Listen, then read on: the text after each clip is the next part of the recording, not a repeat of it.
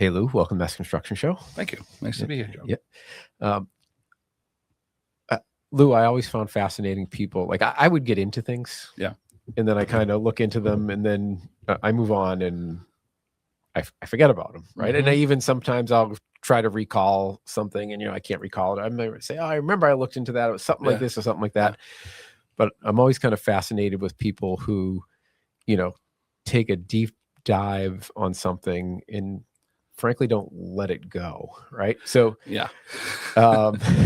that's a good thing, maybe that's a bad thing. I think it's kind of a good thing, right? It's a gift that keeps on giving. Yes. And we've had a lot of conversations over the years, and you start spouting at me like, oh, that was Buford J. Pusser, and he did this, and I'm going, how the hell does he know all this? Yeah. So you're super. So you know who Buford J. Pusser was? Yeah, he's a different guy, walk and talk. I only know that because I went to the Buford Pusser Museum in Tennessee. Really? Yes, which is amazing. Well, not to get sidetracked here, but they now suspect him as killing the wife. Interesting. I know there's been a lot. We can get into another show if you like. That's another show. But you've had a fascination with the JFK assassination for a long time, and I thought, hey, this would just be fun. Let's have Lou on and hear what you have to say. Recently, obviously, some more files got released. How much is there? I don't know. Not a lot left. Yeah, but there's a lot of files up there. Not a lot of information coming out. You have to put it together piece by piece, and that's difficult. All right. So let's say two things. When did you first get into this thing? 1978. I was 16 years old. Okay. Had an acquaintance.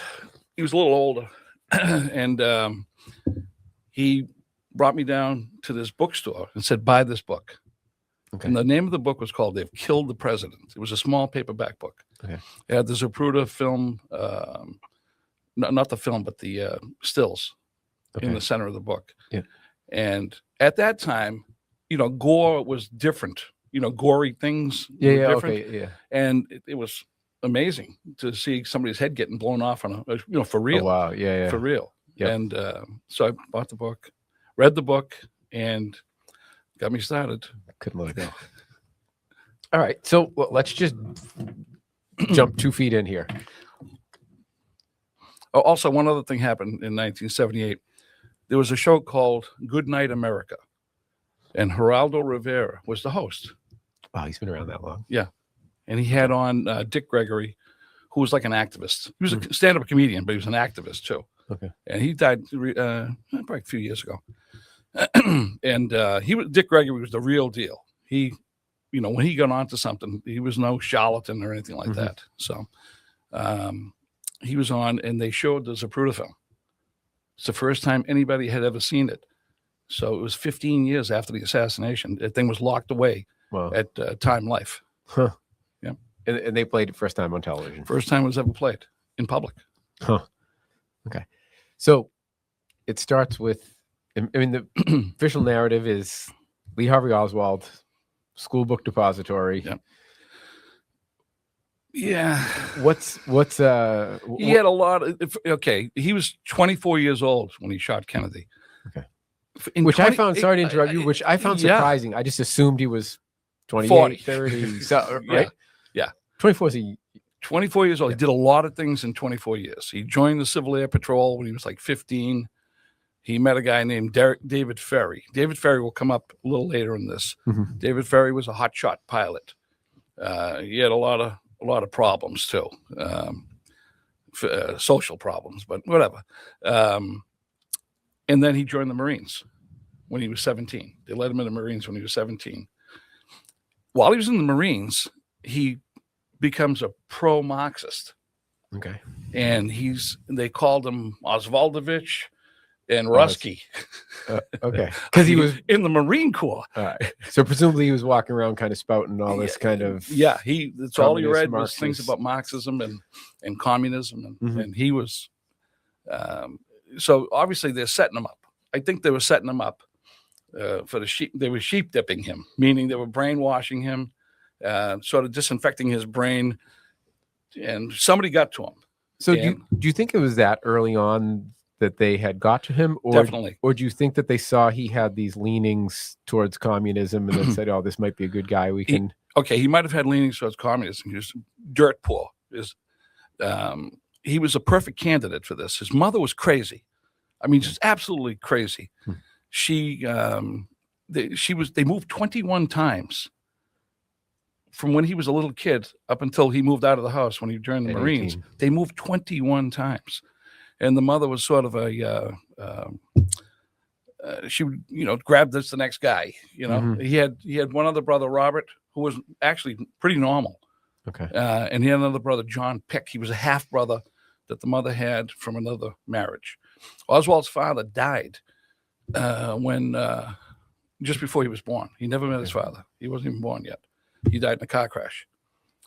So he was a great candidate for this. Okay. He had no family.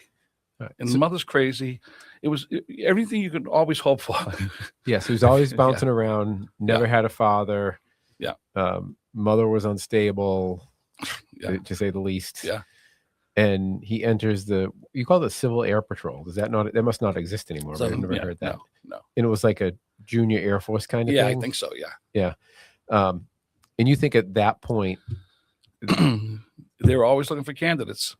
And and when you say they, I think it's the CIA. I think it's the CIA. Okay. So he's got all these pro-Marxist characteristics. Okay. So where's the best place to send him? They send him to Atsugi, Japan, where the U-2 flights are being sent out. And they make him a radar operator. And he has all the authenticating codes and everything that you would need to become a radar. Technically, he's an air traffic controller. They used to call him a radar operator. So they put him in a position where he knew a lot of things. So they were presumably spy planes that were flying. U-2 was a spy plane. Okay. Very important during the Cold War. It could fly. I forget the altitude, but it was very, very high, and it was like beyond the radar and beyond being shot down too. They were being so the super high flying planes, like literally light as a feather, and they used to take pictures. Yeah, because I think I've read stuff in the past where they were doing that over Cuba, right? During the missile crisis, they saw that they were, stationing missiles there. Yeah. All right. So he was there, and he was seeing what the military was doing from a spying perspective. Oh yeah. Yeah, and was low level part of it. No, really, he was at a low level part. No, he had the keys to the kingdom with all the codes and everything as the air traffic controller. He could tell you how high the plane is flying, where the plane is flying. He had everything. So the reason I bring this up is because I think that's when he goes to Russia. We'll get to that. Oh, sorry. Yeah. When we go, he goes to Russia. Now he wants to defect. Okay. I mean, we can get into it now. Well, let's follow it in the stages. Yeah. So he's went to the Civil Air Patrol. Then was that when he was? No, then he went to the Marines. Then he went to the Marines. So while he's in the Marines, he goes to Japan. Correct. Yeah. And is air traffic control for spy planes. Yes. Okay. Yeah. And then he goes where? Well, first of all, while he's in the Marines, he gets court-martialed twice. That's right. I forgot about this. Yeah. One for like insubordination, another one for, they're both insubordination. The other one was for throwing a drink over an officer's head. Okay. That'll get you court-martialed then. Yes. So, and then, he asks for, go ahead. But the key there, I think, is he gets court-martialed twice. Yeah. But nothing happens to him. He does spend a little time in the brig. Okay, he does. Yeah. Okay. Not much. Not much. No, I forgot how many days it was. It was days. It wasn't years. Okay. Yeah. Or even. Yeah, but it's believed that this is all part of the setup, making him look like. They give him an important job. Yeah, he's given an important job. He's unstable. He's disenchanted with the Marine Corps. So. Disenchanted with the U.S. because he wants to be a Marxist. Yeah, right. Okay. Exactly. Yep. So now he asks for a discharge to take care of his mother. Problem with this is the mother didn't see a doctor until after he got the okay for the discharge. This never happened. Yeah. This never happened. So they let him out. They give him a general discharge. It's not like an honorable discharge. Honorable discharge. Give him a general discharge. Makes his way to Russia. just randomly. Now, for all you younger people out there, Yep. the USSR in those days, the Soviet Union, was like the worst place you ever could send an American. The worst place. The Cold War was on. The nuclear threat was as bad as it ever could get. And it would have been very, very difficult for just anybody getting in there. Never mind a Marine trying to get in. But somehow, and by the way, he has no money. Yeah. He Yeah, has and I no think money. to paint the picture a little better, I remember as a kid, it was a big deal. My dad's friend had a watch that was from the Soviet Union. Oh, really? Right. And it was just a wristwatch, but it was during that time period, it was made in the Soviet Union. And like, you just couldn't even get anything out of the Soviet Union. It was like this was like, oh, wow. And so the idea of just being able to get a wristwatch out of something was like coveted and was like, it was amazing. Oh my God, I have this thing. But like, that's the level of, what's the right word there? That was the level of like separation and, villainizing that was done of that country. It was like a complete cutoff. It wasn't like now they say, oh, we're in a soft war with Russia or something. I mean, it was soft war with China, but they're still going over and they're talking to each other. We get stuff from China. We're trading this and that. This was a different world. There was no trade. There was no talking. No communication. At all. They were the enemy. They were not even getting, the Russian people were not even getting broadcasts from outside the Soviet Union. Whatever they got, they were being fed by the government. And that was it. So he just hops on a plane and goes to the Soviet Union? Well, it's more of a convoluted trip. I think he went through Turkey and everything. He took trains and planes. Okay. Now he had no money, so nobody ever could figure out how he, was able to do this. Yeah. All right. So that was in 61? 59. Yep. So 59, he goes to the Soviet Union. He's 20 years old. Okay. Look at a 20-year-old today try to get them to go to Canada. Yeah. All right. Yeah. Most of them can't make their way to Canada. Okay. This guy goes to see the Russians. Yeah. So he gets there, and they say he never did this, but he did do it. He renounced he turned in his passport and renounced his citizenship. Told them he wanted to become a Soviet citizen. All right. There's many people that say he didn't do it, but he did do it. Okay.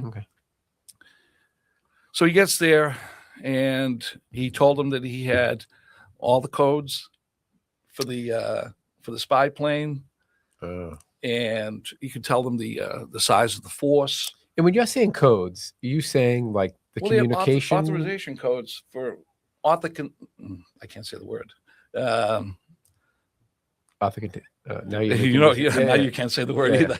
But he has the proper information for the spy plane. Okay. He knows where they're flying out of. He knows where like all of them are flying out of.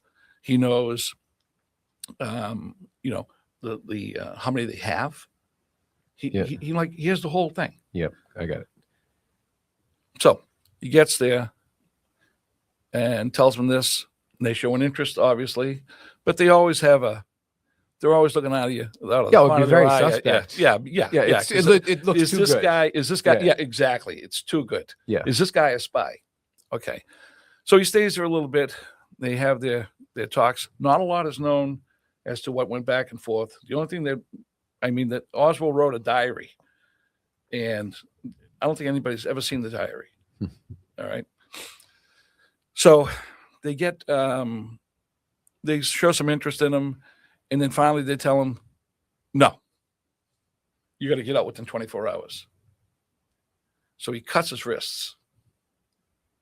I did not know this. Yes. He slices his wrists, but not deep enough. Huh. So it looks like a phony suicide, and then for some reason, after he does this, he goes into the hospital. They fix up his wrists, and then they give him a job. They let him stay, and he goes to Minsk. They give him a job in Minsk. And Can you I wanna pull put, up yeah, the, you want to yeah, put yeah, up yeah. that? So You this is wanna put up interesting. that- So originally we saw this picture of Oswald. This clearly, it says New Orleans on it, which we're looking Yeah. at. So obviously, that's a mugshot from when he was arrested. uh, This comes later. okay, not when he was court-martialed, arrested. No, just this regular is arrested. probably when he was just before the assassination. Okay, this is he's back stateside. Yeah. Uh, So if you go to that picture, that is the Minsk Oswald. Okay, supposedly. That's the guy that was in Russia. okay. People doubt whether that's the same person. Look at the nose, look at the chin, the hairline. This is that's a couple of years later, but he has changed quite a bit in like 2 years. Yeah. Okay. Yeah. I wonder if you put, An anthropologist probably could figure it out. yeah, if you just put these up side Yeah. by side, could you say Yeah. they're related? Actually, now, I mean, you could probably use Grok or something and say, are these, because what Yeah. they'll do is they'll take pictures of like you and me. Yeah. And they'll say, are these two people related or not? And they'll Yeah. give you the percentage that they're likely Yeah. related. But yeah, there's definitely appears to be Yeah. some. But that's the guy that was in Minsk. Okay.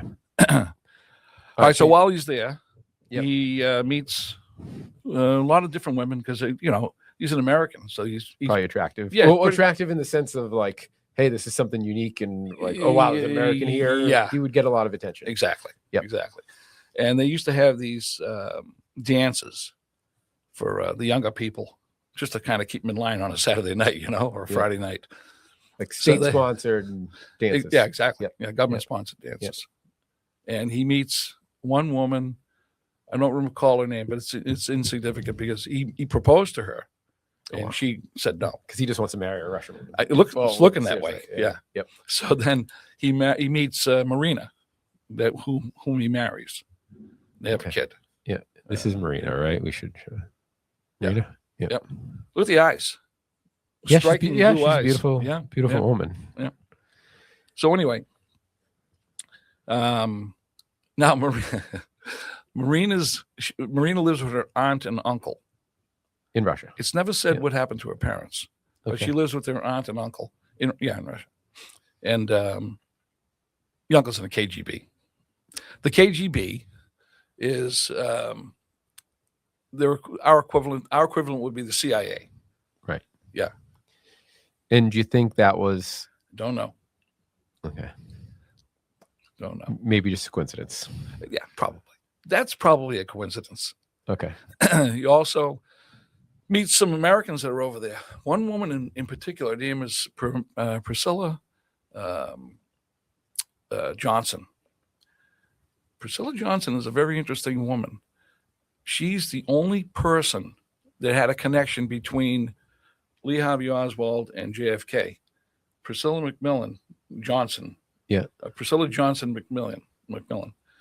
She worked for JFK when he was a congressman. She was one of the secretaries in his office. And she happens to be in Russia. Happened to be there in Russia. What was she doing in Russia? Do you know?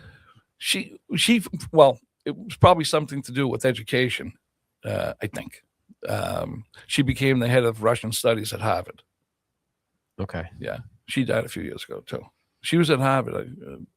I had some business at Harvard, and I always looked for her. I always wanted to ask that question. Yeah. That's wild. Okay. So we're already, and I'm going to Now bring we're it. into Russia. Yeah. But I'm going to bring this up because after the last conversation we had, it's kind of like, all right, we're going to see a lot of things that could all very well be coincidences, Sure. right? Yep.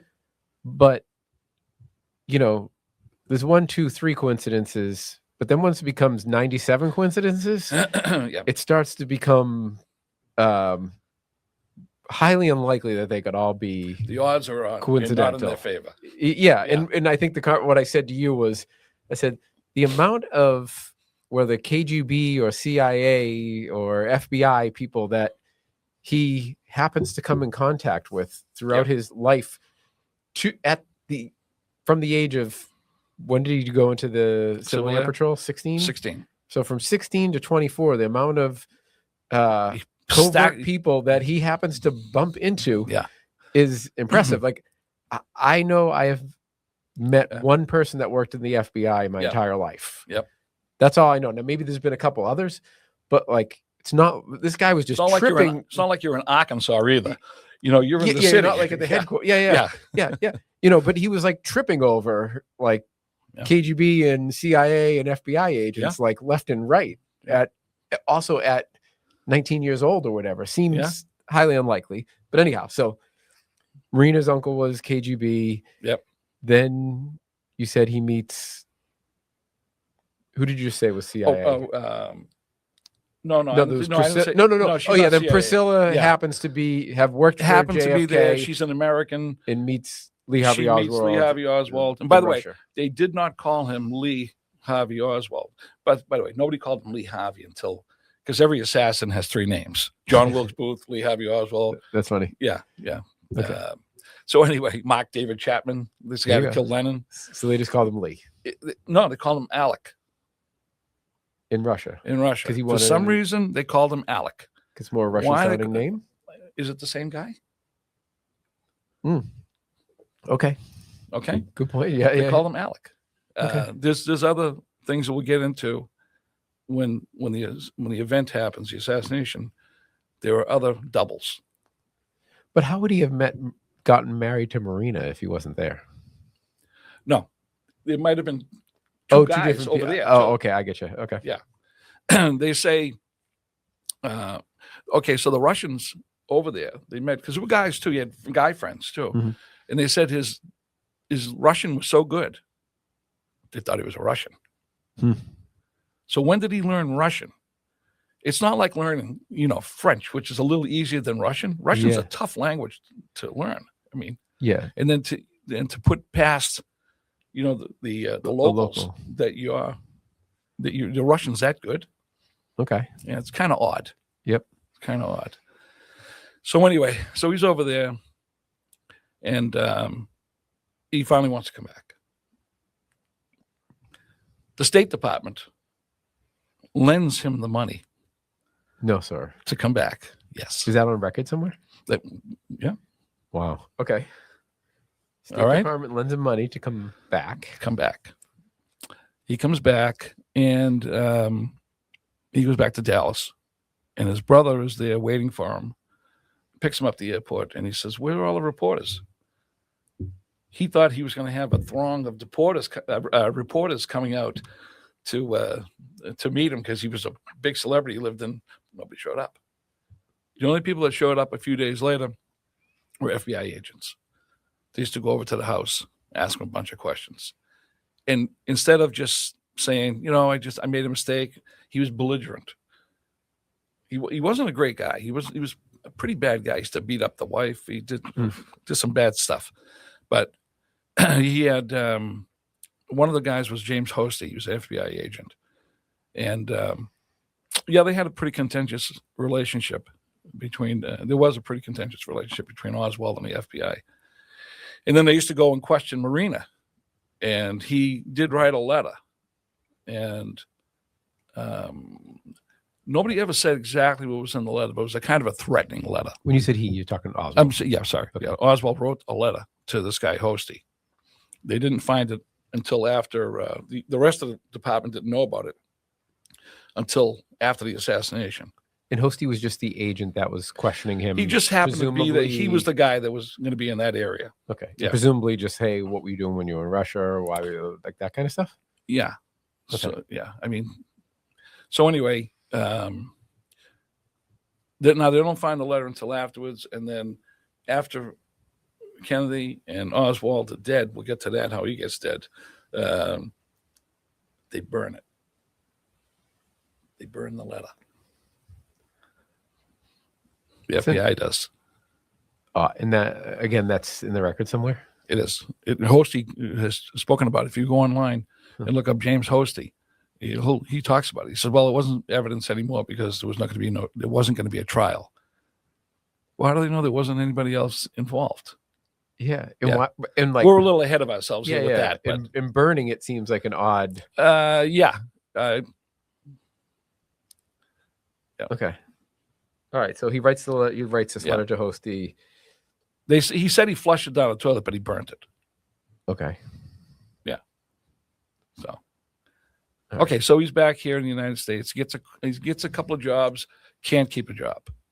Everywhere he goes, he's just belligerent. He's just He's a loose cannon. He's just that guy. Yeah. So they meet up with a woman. Her name is Ruth Payne. Now, Ruth Payne is a Quaker. Okay. All right. Who's interested in Russian studies. Another Okay. coincidence. Yep. Okay. And so Ruth Payne's in the middle of a divorce with her husband. The guy's name is Michael Payne. Michael Payne works for Bell Helicopter. Bell Helicopter is like an arm of, well, it's an arm. It's the military. Yep. And close ties to the CIA. So here we go again. He's right in the basket of, you know, this guy in the CIA. Now the divorce wasn't. He used to come over the house.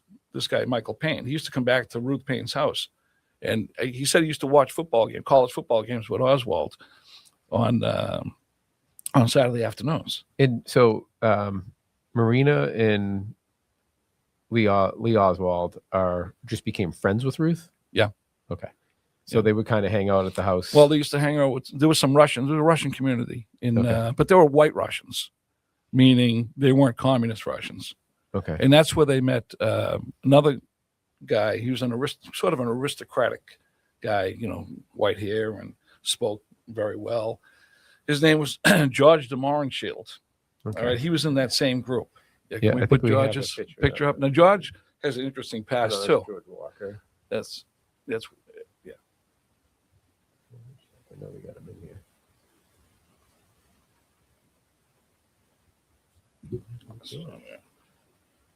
He's right there. Oh, yeah, there we go. Yeah. All right, so that's George de Mohrenschildt. Yeah. So George de Mohrenschildt was an interesting guy. He was going out with a woman named Janet Bouvier, who became Janet Lee Bouvier. Janet Lee Bouvier became Janet Lee Bouvier Auchincloss. Auchincloss is a name that's still around today. Now, who's that? It's Jackie Kennedy's mother. It's JFK's wife's mother. It's his mother-in-law. Okay, say that again. So George de Mohrenschildt was going out with Jackie Kennedy's mother. Okay. At one point. Okay. When she was younger, way before she met JFK. Yep. And they used to call him Uncle Georgie. Now, the guy that is going out with the mother is hanging out with the guy that's going to kill the husband. Another coincidence. Yep. Okay. Okay. Yep. He's like one of the, like I said, he's supposedly not a communist Russian. Okay. All right. So he's hanging around with all these Russians, but anyway, so nothing's working out for him. So he heads down to New Orleans to get work. Okay. He brings Marina with him. Not right away. Okay. Do they have a kid at this point? They have one. Okay. They have one. So he goes down to let me just say, there's a lot of things that happen that if we sit here from We'd be now here until 27 next hours. week, Yep. I can keep talking, but I'm just trying to give you the overview of Yes. what happened. There's Yep. other things that happen in between that would implicate him too. Mhm. So he goes to New Orleans and he calls for her. Ruth Payne drives Marina down once he gets an apartment.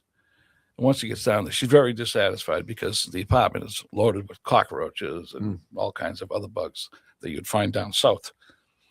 And it's really not working out. So he gets a job at the Riley Coffee Company. Now, the Riley Coffee Company was an interesting place. I don't know this for sure, but the CIA used to have all these. I know they have all kinds of companies set up. Yes. Yeah. That's public Where knowledge. where they funnel money through. Okay. For their operations, so they stay off the books. Yep. Okay. Riley Coffee Company was probably one of those places. All the FBI guys. Okay, where he was, like the CIA was there, the FBI was there. Everything was in that one little area. With Riley Coffee or where he was Yeah. living? Yeah. Okay. the Riley Coffee Company. He used to go sit in the office, in the reception area, and read the gun magazines. Because you remember, Texas is a gun culture down there. Yep. It was no big deal to have gun magazines out in the coffee table. But anyway, so he hangs out there. The FBI parks their cars in their garage. Okay, so now he's back again with by the happenstance. CIA's in that area, the FBI, everything is there. Everything's there. And they hooks up with a guy by the name of Guy Bannister. Guy Bannister is one of these, and David Ferry's there. That's where he reconnects with David Ferry in New Orleans. So David Ferry, he met in the Civil Air Patrol. Put David Ferry's picture up. Yeah. So let's find David Ferry. Right there. Now that looks like a reliable guy. Yeah. He had some health issues. So though, right? he does. Yeah. So David Ferry has alopecia, and he used to paint on his eyebrows, and he had the world's worst toupee, as you can see. Yep. But he met David Ferry in the Civil Air Patrol. Yeah, nobody put that together until after the assassination. Okay, and then he runs into David Ferry again. Yeah, David Ferry is a hotshot pilot. He can get in and out of like any place, the smallest runways. He's the greatest pilot that anybody's ever seen, supposedly.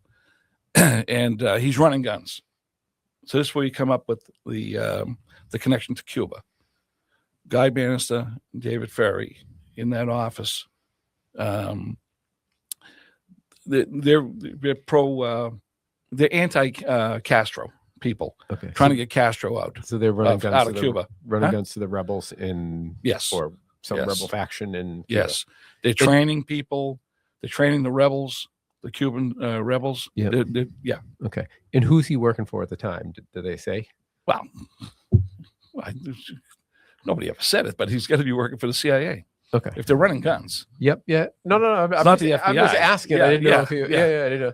So, yeah. For people if they don't know, FBI is internal U.S. Yeah. And CIA is international. Right. Yeah. So David Ferry and the other gentleman was. Oh, Guy Bannister. Guy Bannister. I don't think we have a photo of Guy. Right. No. We don't have a photo of Guy Bannister. Right. Guy Bannister was ex-FBI. Okay. And they meet up with Lee Harvey Oswald in New Orleans.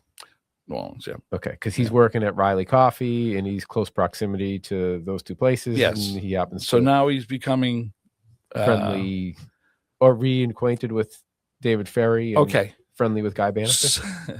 So, no. Oswald's pro-Castro. Right, because he's a communist. Yes, he's pro-Castro.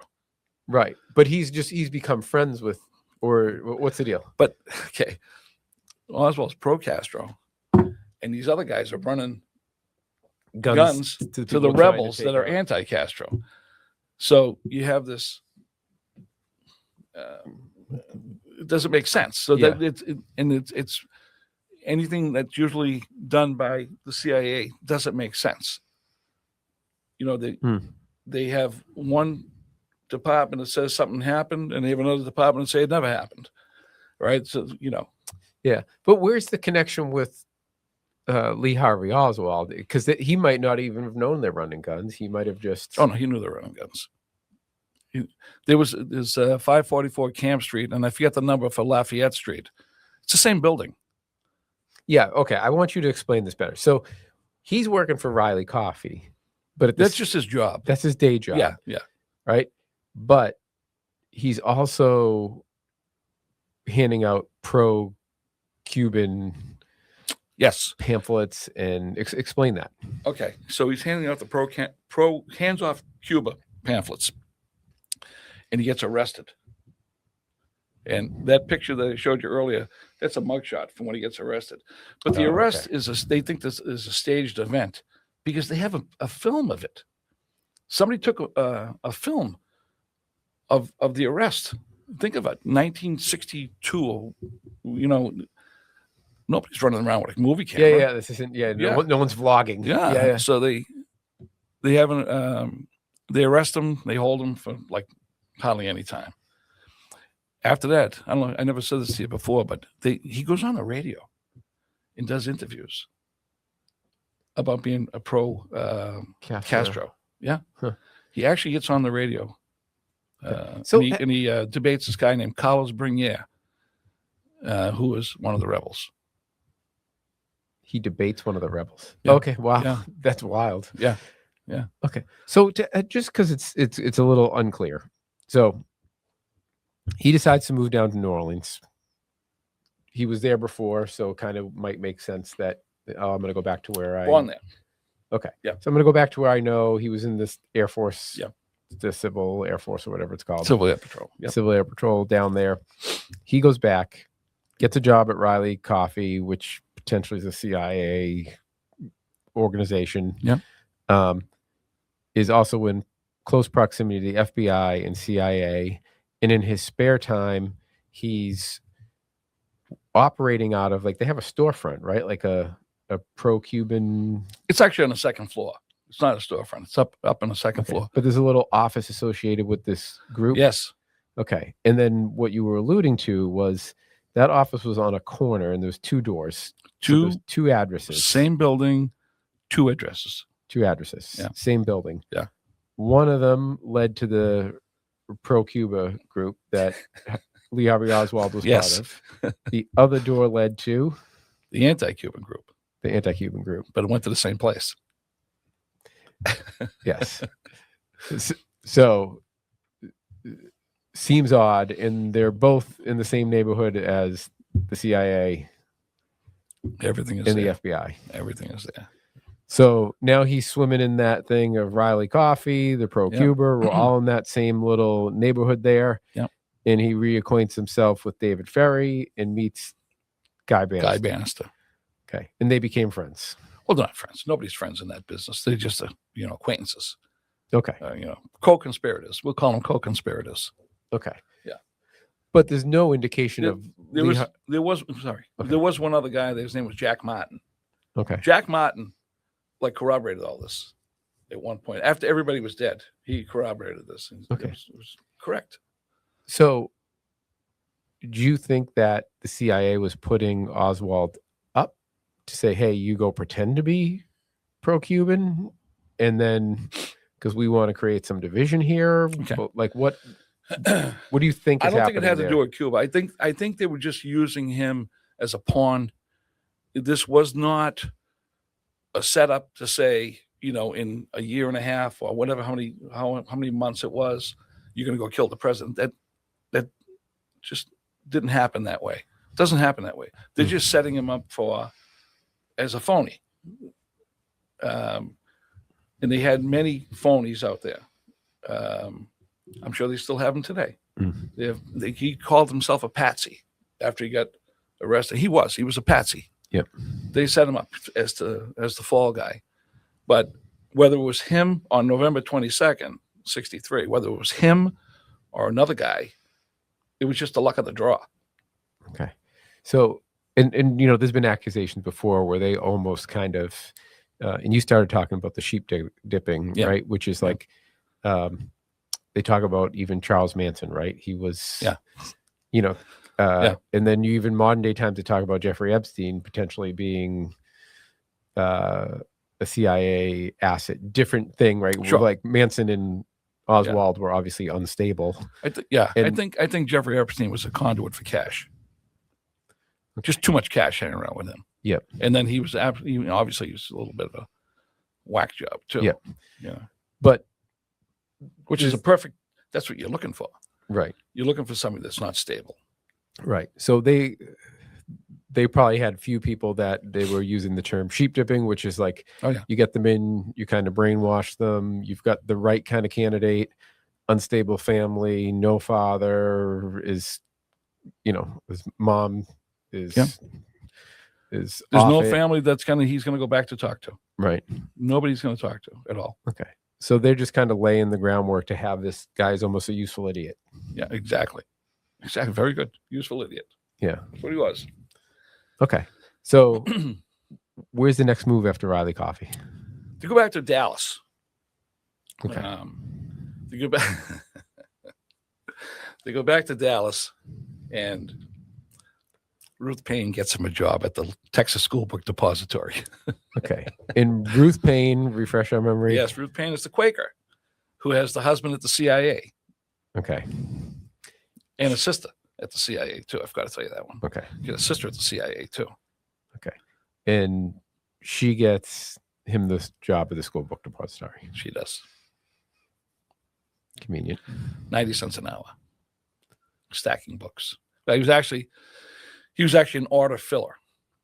And he worked on a couple of different floors. So yes, he worked on the 6th floor. Yep. That's where the window was. Northeast corner of the 6th floor of the building. I don't know if we have that in that, but yeah. So Keep talking. wife has another baby. And while the wife is pregnant, they're having trouble. He moves out. He goes and I got to back up on something in a minute. He goes and he gets a room in a boarding house. The wife, he and the wife, under an assumed name, O.H. Lee. That's what he. And why he doesn't use his real name, nobody knows. Okay. Also orders a gun. Mail order gun. 6.5 millimeter Malika Carcano. It's an Italian rifle. It's a piece of junk. Okay. Also orders a pistol. So he has everything right there. He ordered everything that he used at the day of the assassination. So he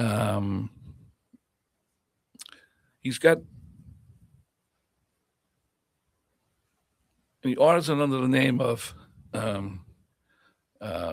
Alec Heidel. Is that potentially the Alec that was in Russia? I don't know. Okay.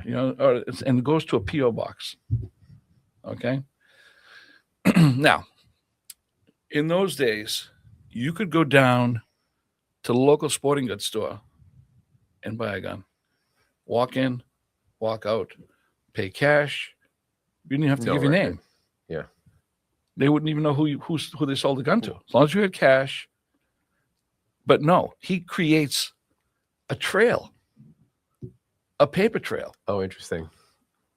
And he doesn't even order them in the same state. He just So he's got this incredible paper trail leading right back to him with the rifle and with the pistol. And using false names, though. And using false names. Which makes it look like he's trying to cover it up. It looks even worse. I mean, he couldn't even say, I'm buying this to go hunting. So so now he's got the gun, he's got the pistol, and I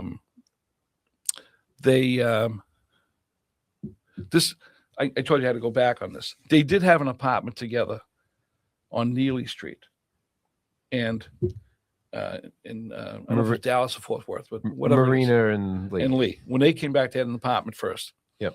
And she took pictures of him.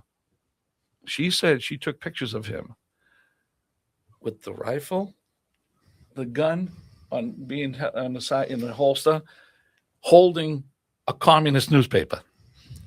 Okay. Why? Yeah. And there's problems with the pictures too. They don't even know if she took the pictures. Yeah. They don't even look like him. Oh, I wish we had that picture. Yeah. Maybe. So anyway, so everything is just wrapped up nice and tight. Yeah, it's just too on the nose. Yeah. So right? then she goes to live with Ruth Payne, and who's married to she's not married anymore. It's just she and Marina and the kids. Okay. And Marina's pregnant with the second kid. Okay. But so she was the one that had a CIA husband. Yes. And CIA sister. Yeah. Okay. So Marina goes and lives with her. Technically Bell Helicopter, but it's the same thing. Yeah. Gotcha. It's the same thing. Yeah. So she goes to live with Ruth Payne, And Oswald's in the rooming house. And now Oswald used to ride. Now we're going to get to the assassination. Oswald used to ride in with this guy named Frazier, Buell Wesley Frazier. Yeah, Buell. And he used to. That's him there? Yeah, that's him. Yep. The younger guy. Yes, this guy in front of here. Yeah. Yep. He was all of like 19 years old at the time. Okay. And he used to drive to work at the school book depository. Only when they worked. They both. Yes, he worked. Yeah, I should say that too. So Frazier worked at the book depository with Oswald. Okay, and he lived close to where Ruth Payne lived. So only on Friday he would go out to Ruth Payne's house to see the wife, but you have to call first too. You have to call and say, "Can I come out?" And they say yes or no, whatever. The one time he went out there that was not a Friday was the Thursday before the assassination. Okay. He goes out there. It was just a regular night. Supposedly, he had the rifle in the garage in a blanket, like wrapped in a blanket. Subsequently, he had the pistol was with him in his rooming house. Okay. So he goes out that Thursday night, and Can I just repeat something? Sure. Just so it's clear, because we bounced around a little bit there. So Marina is now living with Ruth Payne. Yes. And Oswald's kids are with her. Oswald's now living in a rooming house. Yep. And every Friday he calls ahead of time and says, "Can I come out? If I come and visit the kids?" Or we used to do that because it was Ruth Payne's house. Yep. And it was always on a Friday. It was always on a Friday. Except for the day before the assassination. Which was a Thursday. And he shows up on the Thursday. Yeah. They think the gun sleeps there. Is in the garage. Well, Marina thinks the gun's in the garage. Okay. Okay. And that appears to be two things, right? Like, hey, he knows he's going to do that tomorrow. So, hey, let me see the kids one last time. Like, is that? No. Well, maybe that might have been a part of it, but he gets up the next morning. He leaves $170 in cash. Like, this is a guy with no money. He's making 90 cents an hour. Everything he has in the world, he leaves on the dresser with his wedding ring. Okay. He takes off. He goes and he has to walk down the street. So presumably he knows that something's going down. I think he's involved in it. Yeah. I just don't think he's involved alone. I mean, it's just too much. Yeah. But I'm saying that's leading to. Yeah. I don't even know if he took a shot. We'll get to that. Yeah. Too. Okay. All right. So he leaves all of his money that he has and his wedding ring. His wedding ring. Yeah. On the end table. The dresser. Bedroom dresser. Yep. Yep. So he goes and he meets Frazier. He walks down to his house. Frazier lived with his aunt. Okay. And he had a package with him. He said the package was about 2 feet long. Long enough so you could cup it in your hand, because this is how Frazier. So he throws the package in the back of the car. They drive in, and there's normal chit chat about the weather. He said you could never get anything out of him. Okay. You know, you could talk. He would talk about his kids, talk about the weather, and that's about it. Maybe sports. That's it. Yeah. So they get out of the car. So they park. They had to park at the depository. There was a parking lot that was near the railroad tracks. I don't know if we have that or not. And they had to walk a little bit to get into the depository. Lee takes the package and cups it under his arm like so, under his arm, and then under his armpit, and walks with it like that. This is Frazier telling the story. Yep. And he walked into the depository. Never saw him again. They worked on different floors, so you never saw him again. The only reason they were any kind of friendly is that they lived so close. He found out that he worked, and he needed the ride on the Friday. So now he doesn't see him the rest of the day. Nobody ever saw him walk in with a package. A lot of people that worked there. Not one person saw him walk in with a package. So that leads me to something else that I just thought about a couple of years ago. Is Frazier telling the truth about the package? I'll tell you why. When I don't know if you want to get into this Go now. for it. No, we're here. We're knee deep. Okay. Did he lie about the package? Because they had him in there as a suspect because they knew he drove back and forth with Oswald. And he was a young kid, and he wasn't very sophisticated. But they had him in there, and they told him they were going to charge him. Will Fritz, the homicide detective, the head of homicide, he had a reputation of being either with the velvet touch, or they would beat you up. In those days, the cops would beat you up. Yeah. So he said he made a statement one time in an interview I saw where the cop went to hit him, and he put his hand up and said, "Don't you even try it because there's going to be blood on the floor." So the cop was threatening him. It just hit me. Did he lie about the package?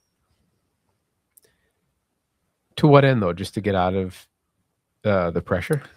Well, they had to set up Oswald at some point. The police, the Dallas police was just a bad police department at the time.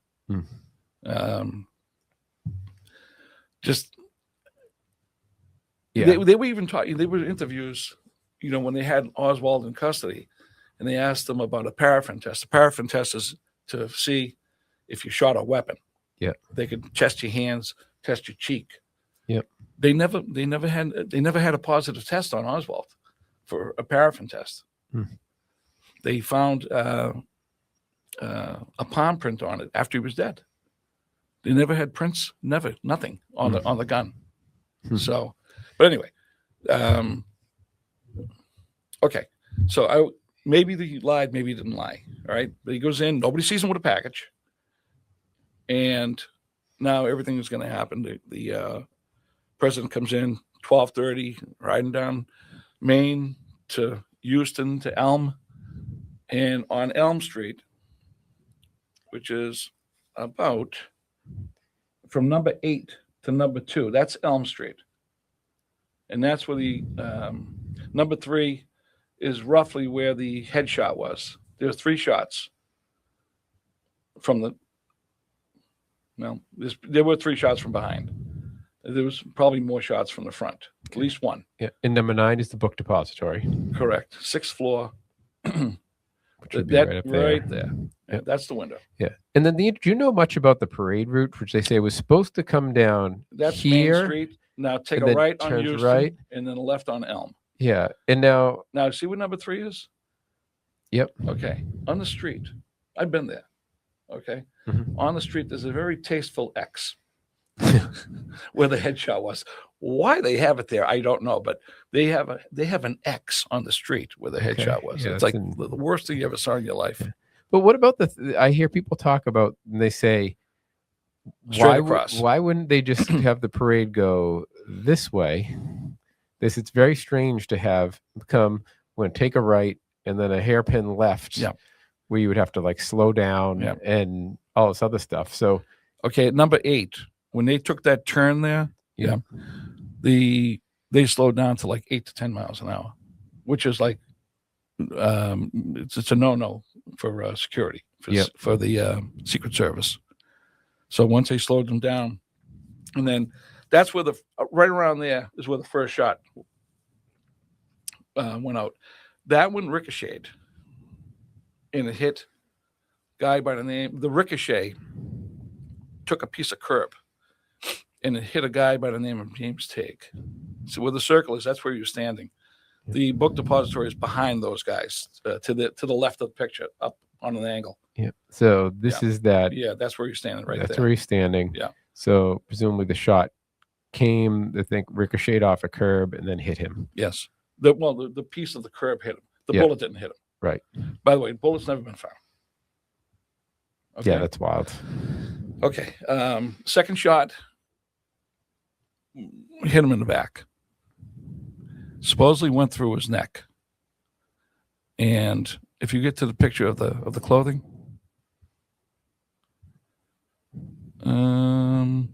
Can you go to the jacket? It's easier to see in the jacket. Oh, forgive me. I didn't. You know what? I You didn't. don't have the jacket. That's No. okay. So can you, if you put the cursor right about here. Yeah. Okay, so that's about where the bullet hole was in the jacket. And supposedly that came through Kennedy's neck. Could that be it? Probably close to it. Yeah. Yep. Yeah. Went through Kennedy's neck in the front, supposedly, and went and hit the governor that was sitting in front of him. John Connolly was sitting in front of him. Went through Connolly, giant hole in his right side of his abdomen. Hit him in the wrist, broke his wrist, and broke his right wrist, and then ended up in his left thigh. So through Kennedy, through the seat in front of him, through his body. No, not through the seat. There was no seat. He was in a jump seat. Oh, and yeah, in a limousine, a jump seat's very low. It's only a little bit, just enough for your lower back. okay. So his back, Connolly's back was exposed. Okay. Yeah. So through Kennedy. Yeah. Through Conley. Yep. Then through his wrist. Broke his wrist, ricocheted off his wrist, and ended up in his left thigh. Is it right wrist, presumably? What's that? Was it his right or left wrist? No, right wrist. So went through here, blew a big hole in his abdomen. Hit him in the wrist, broke his wrist. It's a tough bone to break. Yeah. And it ended up in his left thigh. Seems a little unrealistic. Yeah. Yeah. Now, is that the magic bullet? That's the magic bullet. Okay. That was thought up by junior counsel on the Warren Commission by the name of Alan Specter, who became a U.S. United States Senator. Yeah. Another interesting thing is I saw Gerald Ford was on there, who became we can get to that. Future president. Yes. Right. It's very interesting Yeah. how many nice jobs all the people on that commission ended up with. Well, but, one of them didn't work out too well for.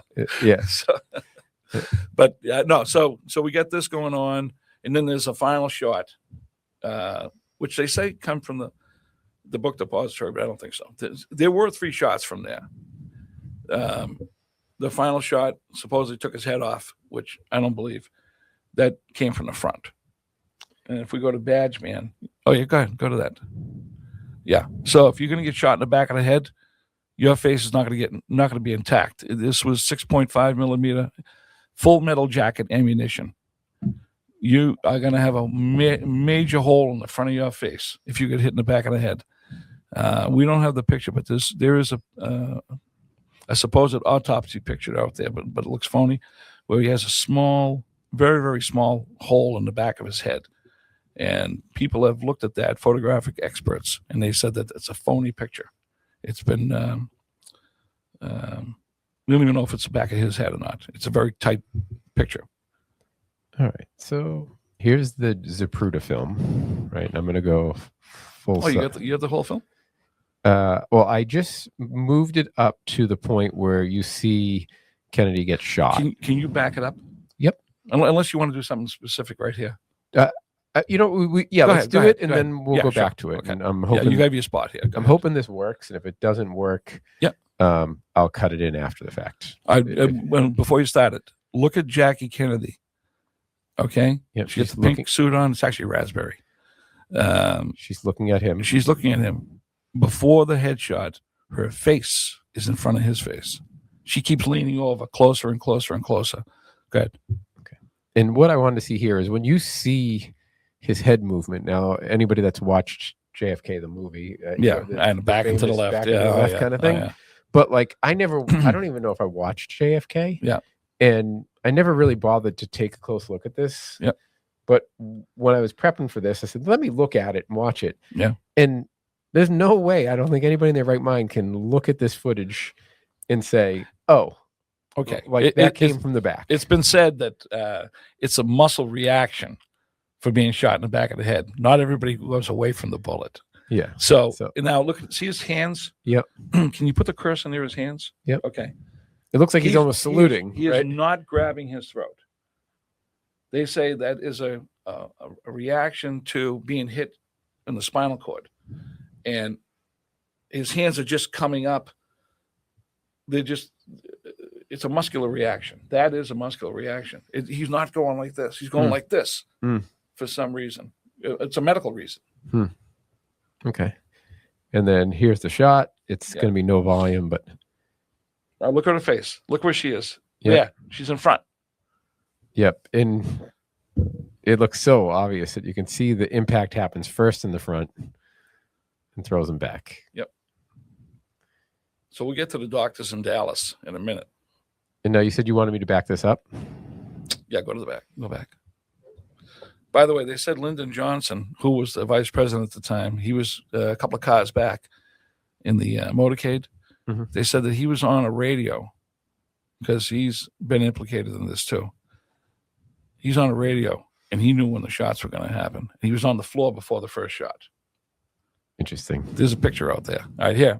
Right after the sign, he gets hit. Presumably in the back. Yep, and bang. then boom. Yep.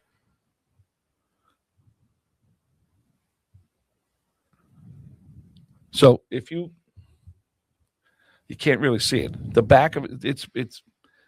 I've seen this thing slow down to really low. You could see a piece of the back of his head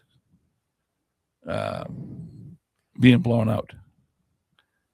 And then every doctor that attended to him, it looks like the front, but it's not.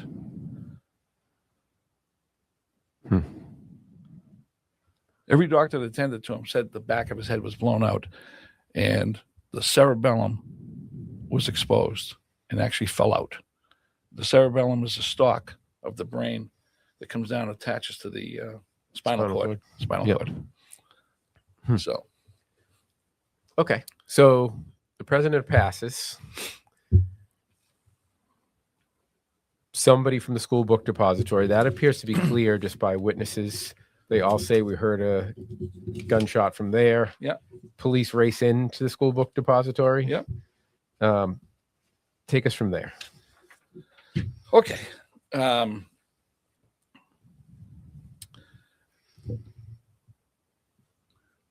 He goes and whoever was up there goes and hides the gun and in between boxes. The police are in the building within minute and a half. That's it. They find Oswald downstairs on the second floor. This happened from the 6th floor.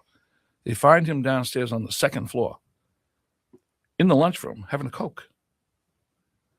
The staircase that he would have had to come down, there was another woman coming down that staircase with her friends.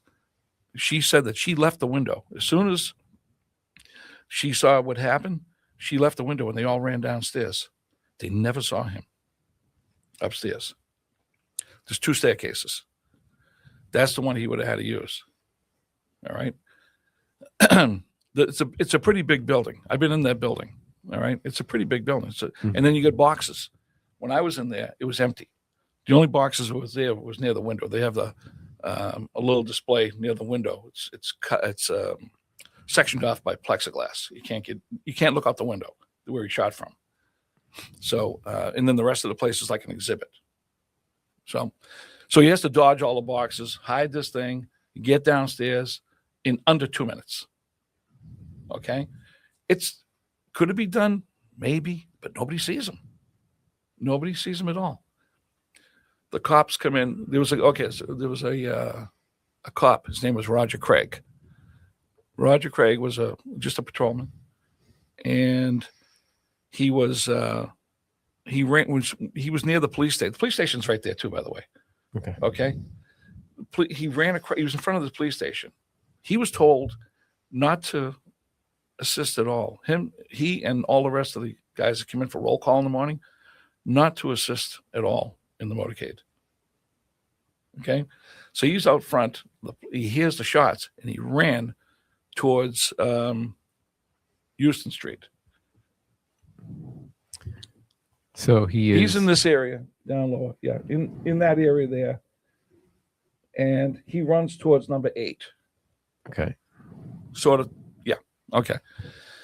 And he sees people going into the depository. So he runs in. All right. People are saying there was a shot up there. So he runs inside, goes upstairs to the 6th floor, and he gets up there. And Sixth he's floor there. or second floor? 6th floor. Okay. 6th floor. Marion Baker, a little ahead of myself here. Marion Baker, who's a motor officer, he was on a motorcycle. He gets into the depository first. He's the one that goes up there. He has the building manager with him. And the building manager is kind of showing him where everything is hurriedly. And he's the one that went to the 2nd floor and saw him on the 2nd floor. Marion Baker did, the cop. Saw Lee Harvey Oswald on the 2nd floor. 2nd floor. So now they go upstairs. So Roger Craig goes running in, and he sees all the action, people running up.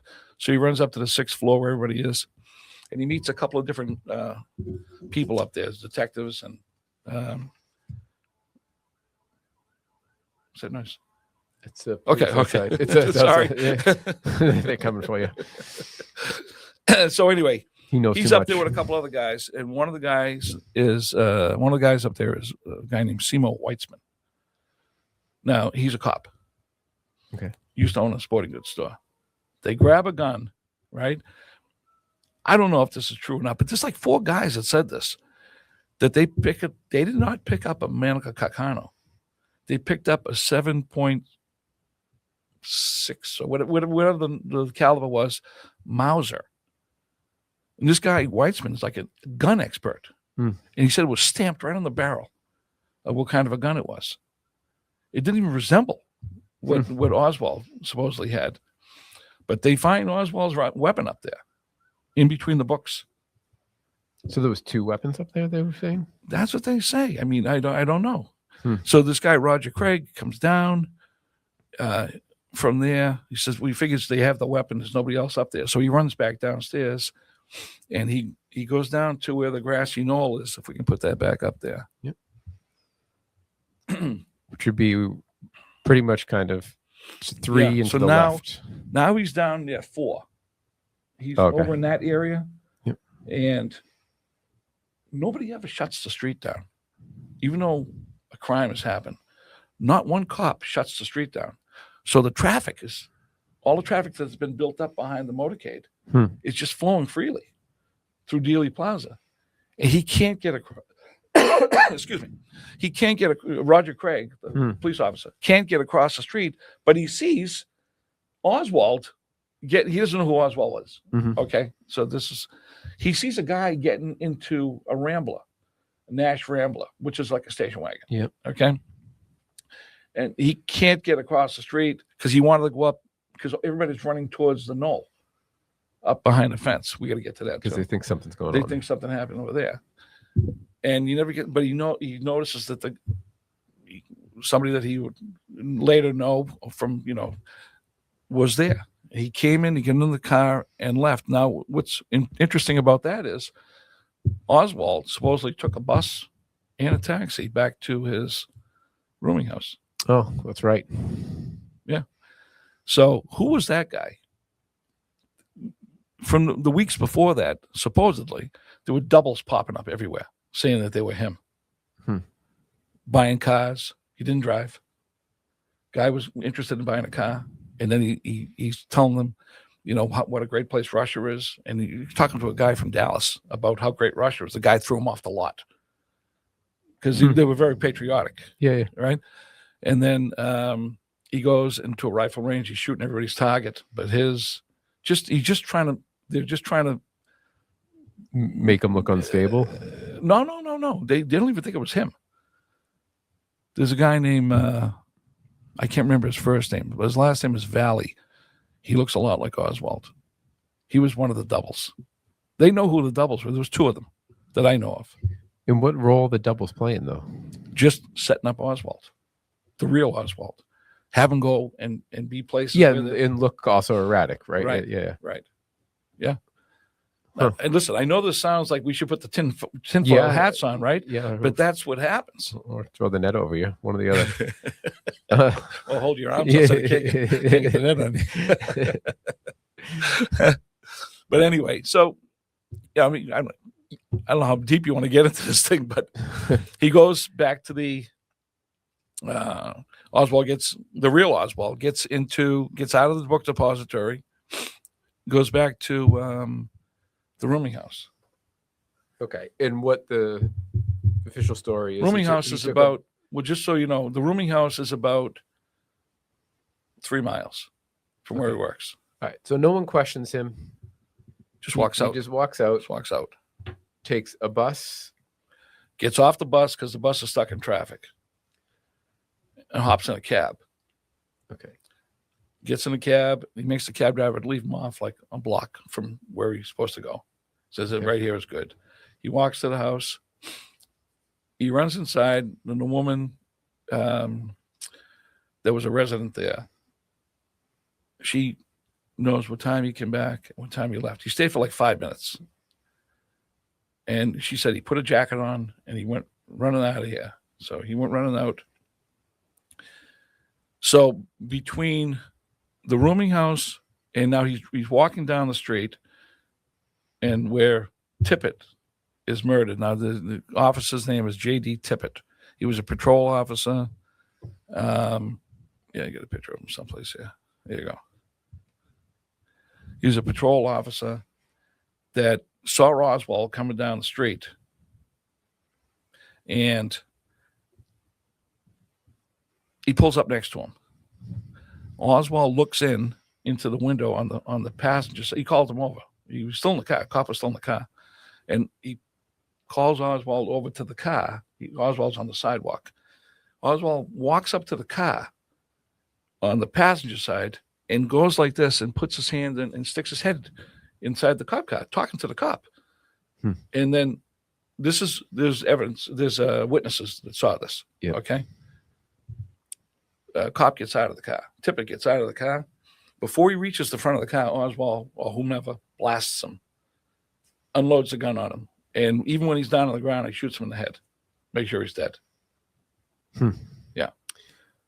And where do one There's of all kinds of crazy things that people said.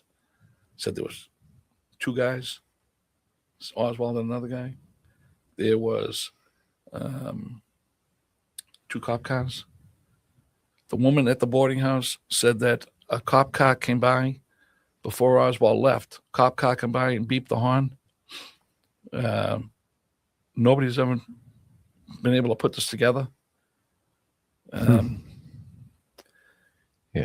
Yeah. And then, he shoots the cop and runs to the Texas Theater. And now how about, isn't one of the witnesses of that have an interesting connection? Yes. What's her name? Markham. Helen Markham. Helen Markham. Her son was tied in with the Barrow Gang. Now, the Barrow Gang is Barrow, I think it is. Bonnie and Clyde. Clyde Barrow. He was a bank robber with Clyde Barrow. Okay. And this was his daughter? No, it was her son. Helen Markham was an older woman. Oh, okay. Yeah, Helen Markham was an older woman. And no, and then I know where you're going with that. Yeah. No, not only that, she worked for Jack Ruby, who killed Oswald. Yes, that's what I was getting at. She worked at Jack Ruby's. She worked for Jack Ruby. Yeah, and was the mother. She was like the Ma Barker of the assassination. Yeah, she was like the mall. Yeah, so that was another interesting tie. Yeah. So, official narrative is that Oswald shoots Tippett, and then heads to the movie theater. Heads to the movie theater. There's a thought. There's a theory behind that too, because in those days, spies used to meet in movie theaters or churches, places where you'd be, nobody would notice you. A movie theater is dark, and a church, everybody minds their business in the church. Yep. So those are the places that they would meet. Yeah. So presumably, if I had to check in after something, I'd go. Or if they want to hand back and forth information. Yep. I'd go sit next to you. You would be in the movie theater. I would go in. I'd sit next to you. Yeah. It's not abnormal to whisper in a movie theater. No. I could say, we just finished it or whatever, and hand you the thing. Yep. So how he gets in the movie theater is another thing. So there is a shoe store. He goes around, and the police cars are going up and down the street because everything's going crazy because of the assassination. It's all kinds of commotion, and there's a shoe store, next door, Hardy Shoes, guy named Johnny Brewer. Johnny Brewer was a young guy at the time, and he looked at Oswald and it was kind of odd that all this commotion is going on behind him and he's not paying any attention to it. He's got his back to the commotion. And then he slips into the theater without paying. Now, why he called the cops for a guy that was, he didn't know what the description was. This guy running the shoe store, he probably didn't have a radio inside the place. He didn't know anything that was going on. He just knew there was a lot of commotion out on the street. This is probably 45 minutes afterwards, an hour after this thing happened. Yeah. So he goes into the theater, he calls the cops. They come down like they're going to get this big criminal. Yeah. They all rush the theater and they come in from the back entrance. And one of the cops said that when they come in the back entrance, there was a guy sitting in the front seat of the theater, right in the front row. And he said, the man you're looking for is in back of me. There's only like 10 people in the theater. It was an afternoon.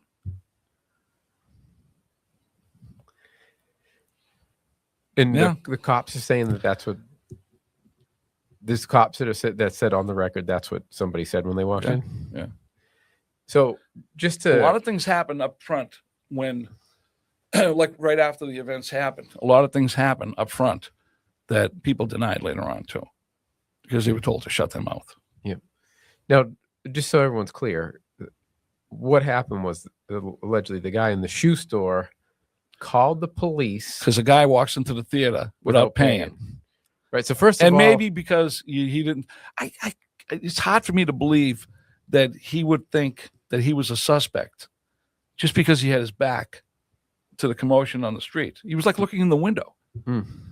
It's just too clean, too neat right there. Yeah. But I mean, first take is for such a sloppy story. Like, who would ever, if you saw somebody going to the movie without paying, would you call the police? No, I go to the girl to the box, because the girl that was in the box office out front, she was out looking at what was going on out front. Yeah. So I would go to her and say, I think a guy just snuck in there. Yeah. Or you wouldn't even do anything. You were like, first of all, who would care? Probably a quarter to get in. Yeah. And if anything, you would, tell the person that worked there. Yeah. Would you call the police? Probably not. Probably not. Yeah. And then if you called the police, right? Let's play this out. I'm in the police station. I answer the phone call, and you say, "Hey, a weird-looking guy just snuck into the movie theater without paying." Yeah. The president just got shot.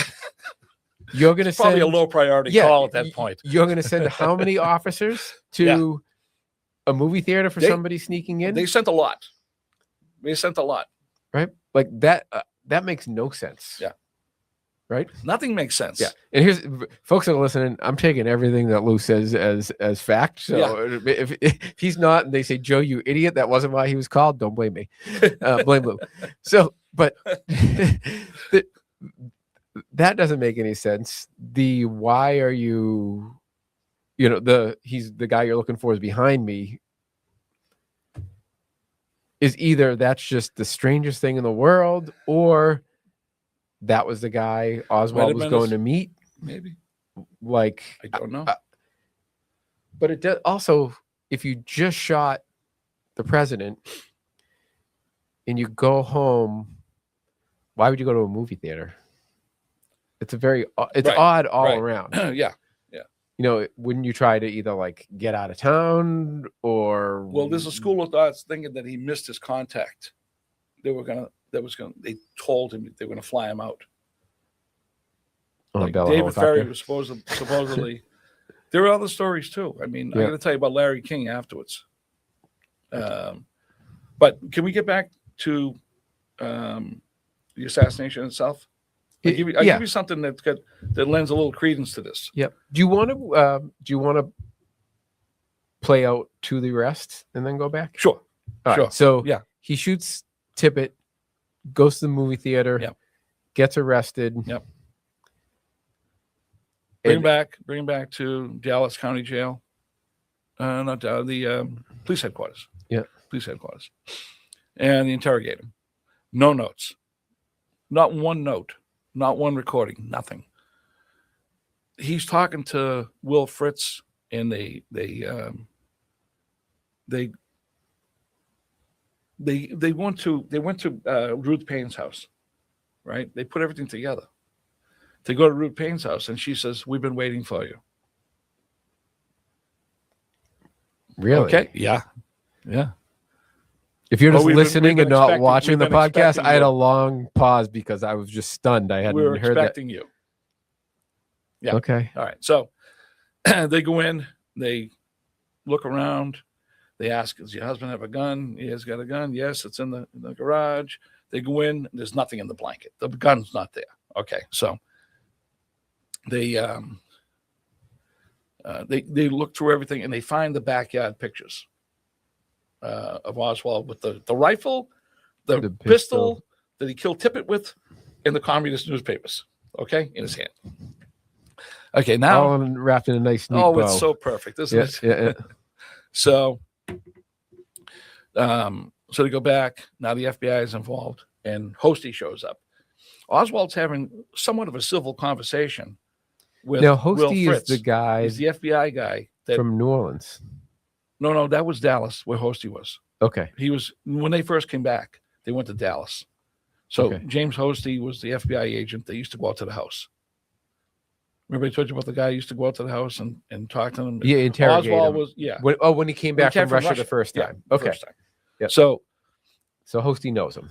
yeah. So he goes in, and then, like I said, I was starting to say, he was having somewhat of a civil conversation with Will Fritz, the homicide detective, until Hosty shows up, and he goes out of his mind.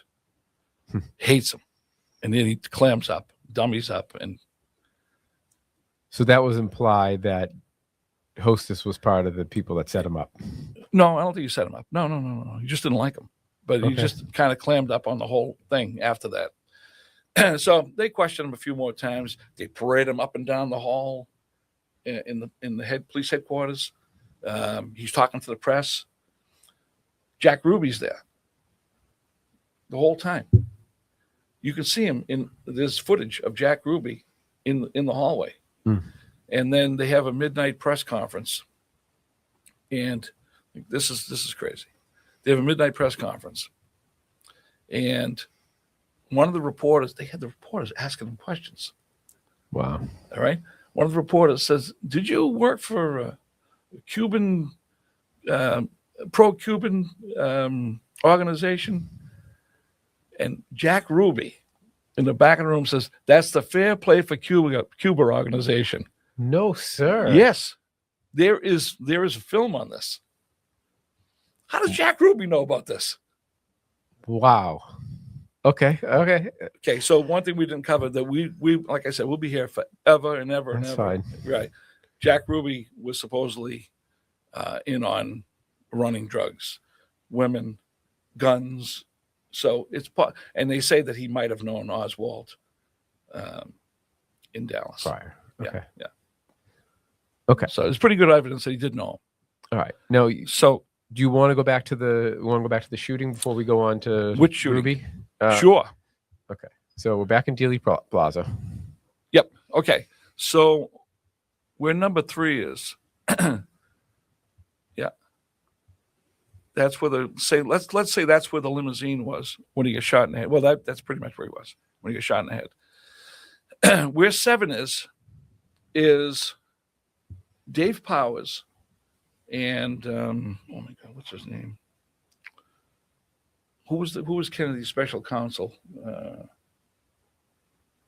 Kevin Costner played him. Oh my! Why am I never saw the movie. All of a sudden, I got to draw a blank here. Anyway, there was Kenny O'Donnell. Dave Powers. I'll tell you how far back Dave Powers went with JFK. He was in on like his first campaign when he ran for Congress. He was bringing him all around the neighborhoods to, introduce him. Mhm. Dave Powers knew everybody. Okay. And he was in the White House. He was a presidential friend. Okay. Yeah. They gave him a title just so he could hang out with them. So Dave Powers and Kenny O'Donnell. Kenny O'Donnell was another guy, president's special counsel. And they were all buddies from way, way back.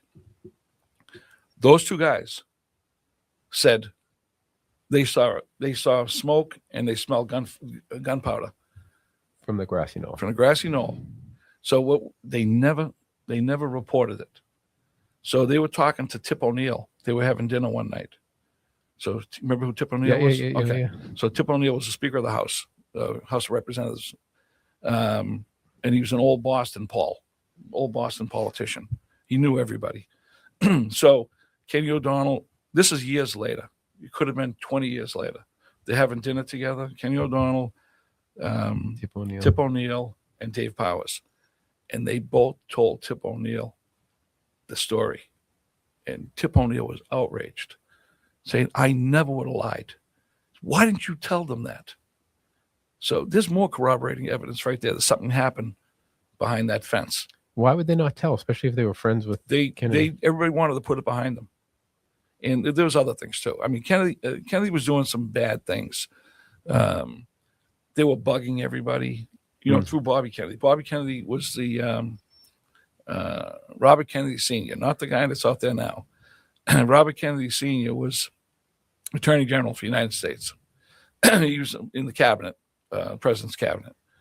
And they were bugging everybody, including Martin Luther King, anybody that had anything to do with anything. And they had planned assassination attempts on Fidel Castro. They had at least a half a dozen failed assassination attempts on Fidel Castro, and they were doing it through the mafia. They went and they were going to hire the mafia to kill Fidel Castro. Yeah, so because the mafia wanted their casinos back in Cuba. Because when Castro got in there, he threw the mafia out and took all their property. Yeah, so I looked up because I wanted to see, like, last time we were chatting, looked up, like, has the CIA ever killed heads of state before, other countries? Sure. And they say, well, there's not really like hard evidence of this, but it looks like they killed this one, this one, this one, this one, and this one. If you go to Fletcher Prouty, right, that guy was in the CIA, and he named people. Okay, and then I also looked and I said, did the CIA ever work with the mob before? What did they say? And it actually came out in the newest JFK files, and it was, yes, the two best known examples were early Cold War in Italy. U.S. intelligence worked with elements of the Italian and American mafia around World War II, and after, partly to secure ports, gather intelligence, and counter communist influence, especially in Sicily and Italian politics. So they worked with them in World War II, and then they worked with them in plots against Fidel Castro. In the 60s, the CIA enlisted mobsters such as Sam Giancano, so you were just talking about, and Johnny Roselli, in covert attempts to assassinate Cuban leader Fidel Castro. So it's factual that the CIA worked with the mob to do things. Absolutely. So we're going to talk about this when we get to Jack Ruby, but there's a history here, right? Big history. Yeah. Yeah. Okay. So you want to talk about the election of 1960 when the mob helped the Kennedys win in Chicago and a few other places, and they double crossed them by chasing them? Yeah. Bobby Kennedy went on his witch hunts. Well, not really witch hunts. They were criminals, but yeah. I think we can leave it at that. Like, I think that's a whole nother story. Oh my God, is it another story? But yeah, there's good reason why the mob would be unhappy with the Kennedys. Absolutely. If they got asked, I'm sure they would help participate. Now, I got to tell you, I don't think the mob set this up. There's people that think the mob set this up and not the CIA, because there's certain things that the mob couldn't do. Yeah. Yeah. I mean, they couldn't have everybody go to bed on this, the whole government. Right. Yeah. So it wouldn't happen. So let me just finish up what I was saying about the Kennedys had problems. They were doing things that were like illegal, and they didn't want this to come out. So I'll tell you about Johnson afterwards, but go ahead. Okay. All right. So before we get on to the Ruby piece, do you want to clear up what you think around the shooting? What happened? And we can talk about Badge Man. We can talk about all that. Do you mind if I grab a cup of coffee real Sure. quick? Do you want something? I'll drink my You water. do the water. Right. Yeah, we took a little break. We're going to go back to the shooting, and if you could let us know what you think happened. Was there one shooter, two shooters? How did this play out? Okay. Okay, back to the shooting. I think my best guess is, there were 3 shots from the depository. I think there was just one shot from behind the fence in the so-called grassy knoll. Get that coming up. Yeah. So that would be Kind of pretty where much my right behind cursor's- number 3. Well, actually, to the left of number 3, where the clump of trees are. Yep. There's a fence back there. It's pretty good cover back there. There was a witness with his wife and 2 kids right at the curb. It's the closest witnesses to the assassination. Bill and Gail Newman. Bill and Gail Newman are still alive. They were a very young couple at the time. They got to be in their 80s because this is 63 years ago right now. Yeah, that's them there. Yep, those are them. They were interviewed on TV that day, probably a couple hours afterwards. They went to a TV station. They brought them to a TV station and interviewed them. Yeah, that's on YouTube someplace. Bill Newman swore that he felt a whizzing come by him, and across the street on the opposite curb, there was another guy's name was Brem. He was there with his Brehm. Brem. That's his last name. He was I forget his first name. Anyway, he was there with his son Joe, and he was another one that he was actually a combat soldier at one point in World War II, and he swore that he saw a shot come from behind that fence. There was puffs of smoke. There was Skinny Holland. He was back there. He was on the trestle where number 2 is, the bridge. He was standing up there, and he saw puffs of smoke coming out of there. Okay, so we're looking at where my cursor is, where these trees are. That young couple was sitting out front here. The husband, who had a military background, said he heard the bullets come over his head. Yeah. Another military person on this side. No, I don't think he had a military background. The husband? No. The other guy across the street did. Okay. Yeah. He said he saw a puff of smoke from over here. Behind the fence. Yep. Yeah. Everybody was pretty consistent to where they said they saw the puff of smoke come up. So we had that young couple that heard the bullet come over the head. We had this person that saw the puff of smoke. We had another gentleman over by number 2, you said, that said he saw. Oh, he was up on the bridge, the railroad bridge. Yep. He was a railroad worker. He was watching the parade. Okay. And why they let him stand up there was unbelievable, that they let anybody stand up there. Yeah. With such a clear shot to the front. He was not involved in it. He just saw the puff of smoke. Yeah. And then there was also this gentleman here. Skinny Holland. Ed Hoffman. Yeah. Ed Hoffman is a interesting fellow. He was a deaf mute, so he couldn't speak, couldn't hear, but he was watching right where he's standing there, or he's sitting there on that left side of the picture. He was sitting there, and he had a clear view of the back of the fence. So he was on the opposite side of the railroad tracks, looking. Yeah, I'll put that back. So he was back up. No, probably that way. Yeah, in that area there was a road. And that's where he was sitting, and he could see a gentleman. He saw a guy with a gun, and throw it to another guy, and he put it into a box and walked away. Yeah, and in specifics, he said he saw someone in uniform, like what appeared to be a police uniform. He did see somebody in a uniform, and someone that appeared to be a construction worker. Yep. And he said they handed the gun to him. Yes. They disassembled the gun. Yep. Put it in a toolbox, Yeah. because he was a construction worker. Yep. and walk away. Yeah. And then if you go back to the tramps, this is an interesting story. Further up, right there. Okay, there's a lot going on in this picture. The first guy there, the tall guy Facing us? that guy right there. Yep. That is supposedly a guy named Charles Harrelson. There's three.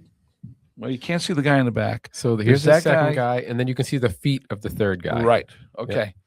That first guy is supposedly Charles Harrelson. Charles Harrelson was a hired gun.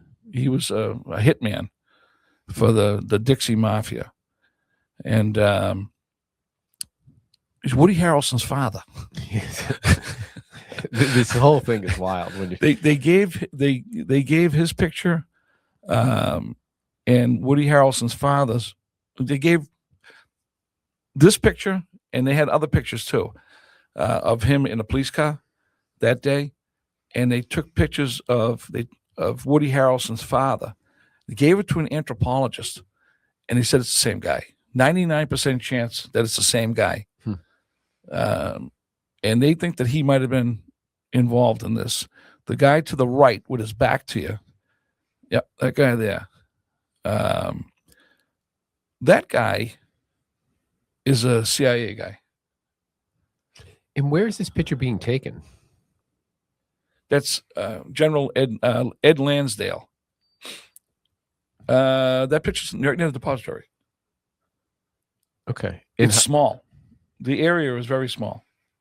Okay. And why was this picture taken? Was it just a... It happened to be taken. Huh. Okay. There's a lot of pictures. Robert Groden, who has put out multiple books on this subject, only pictures. There's hundreds of pictures. And it was just there's a lot of people with films, cameras because the president was rolling through, and a lot of people wanted to take pictures. Yeah. And there's probably 5 films of the assassination, but there were different angles, and they're pretty far away too. Yep.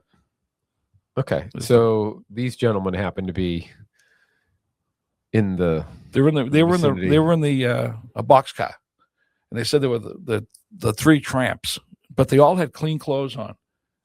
They all had new clothes on, and they just didn't look like hobos, old-fashioned hobos. They used to ride the rails. Yep. That cop there, see in the back? Yep. He's supposedly bringing them into custody. He doesn't look like he's too nervous about having these assassins, does he? And then Ed Lansdale is walking by them. Now, that's the only picture of Ed Lansdale, General Ed Lansdale, who was a CIA guy. No, that's him. Yep, that's him. Yep. That's the only picture of him in Dealey Plaza that day. But Fletcher Prouty, if you get a picture of Fletcher? I don't think we do. No. Yeah, we do.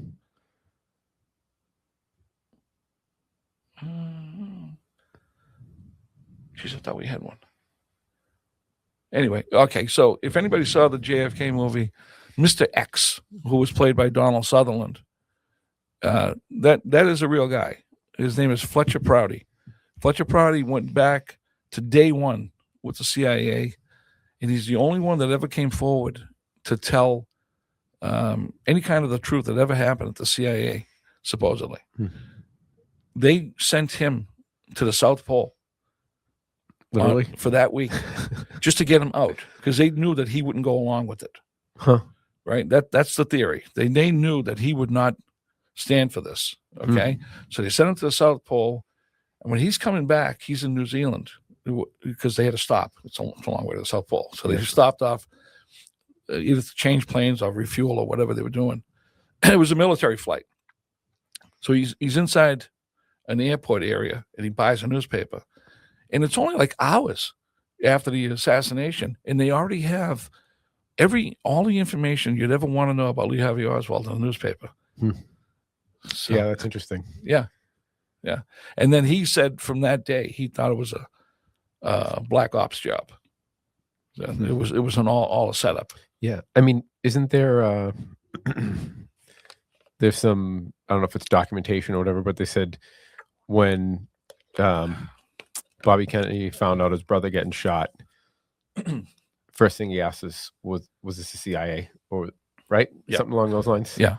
He had, I don't know if it was John McCone or I think it was John McCone that was the head of the CIA at the time, because his brother, JFK, had fired Allen Dulles.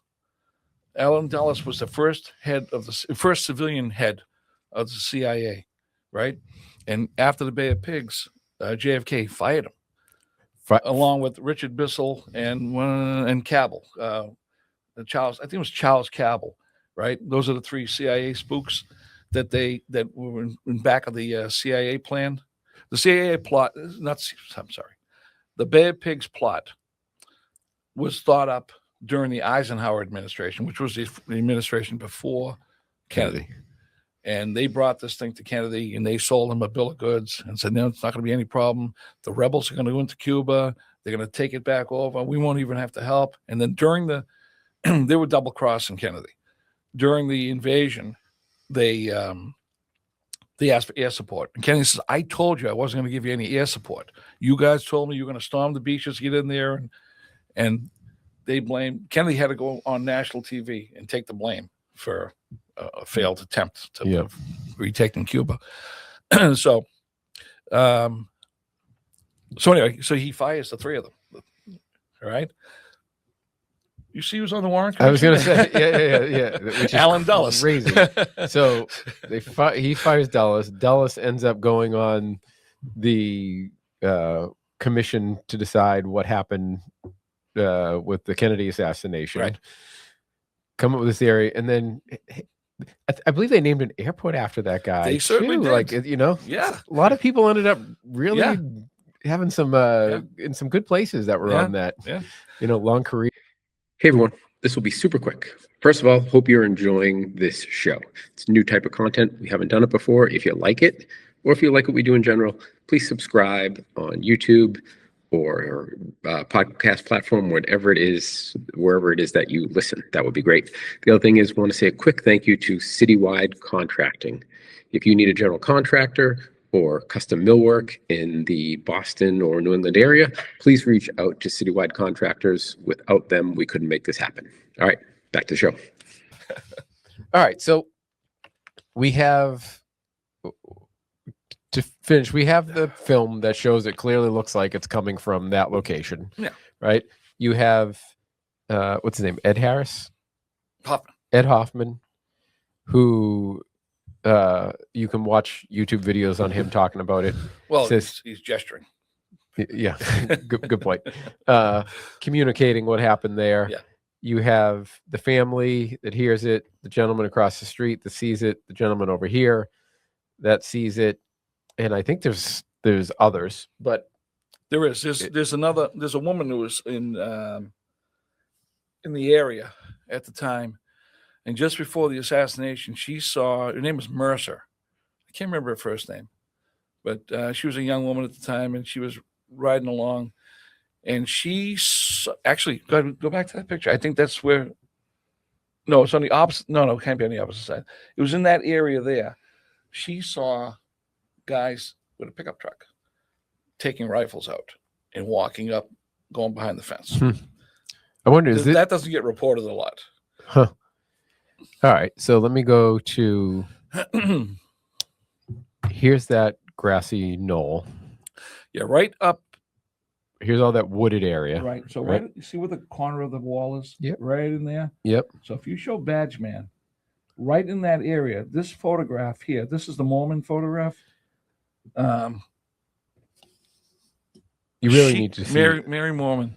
She took this picture right. See, if you notice Kennedy's position there, that's just before he gets shot in the head. All right. Like a split second. She just missed it.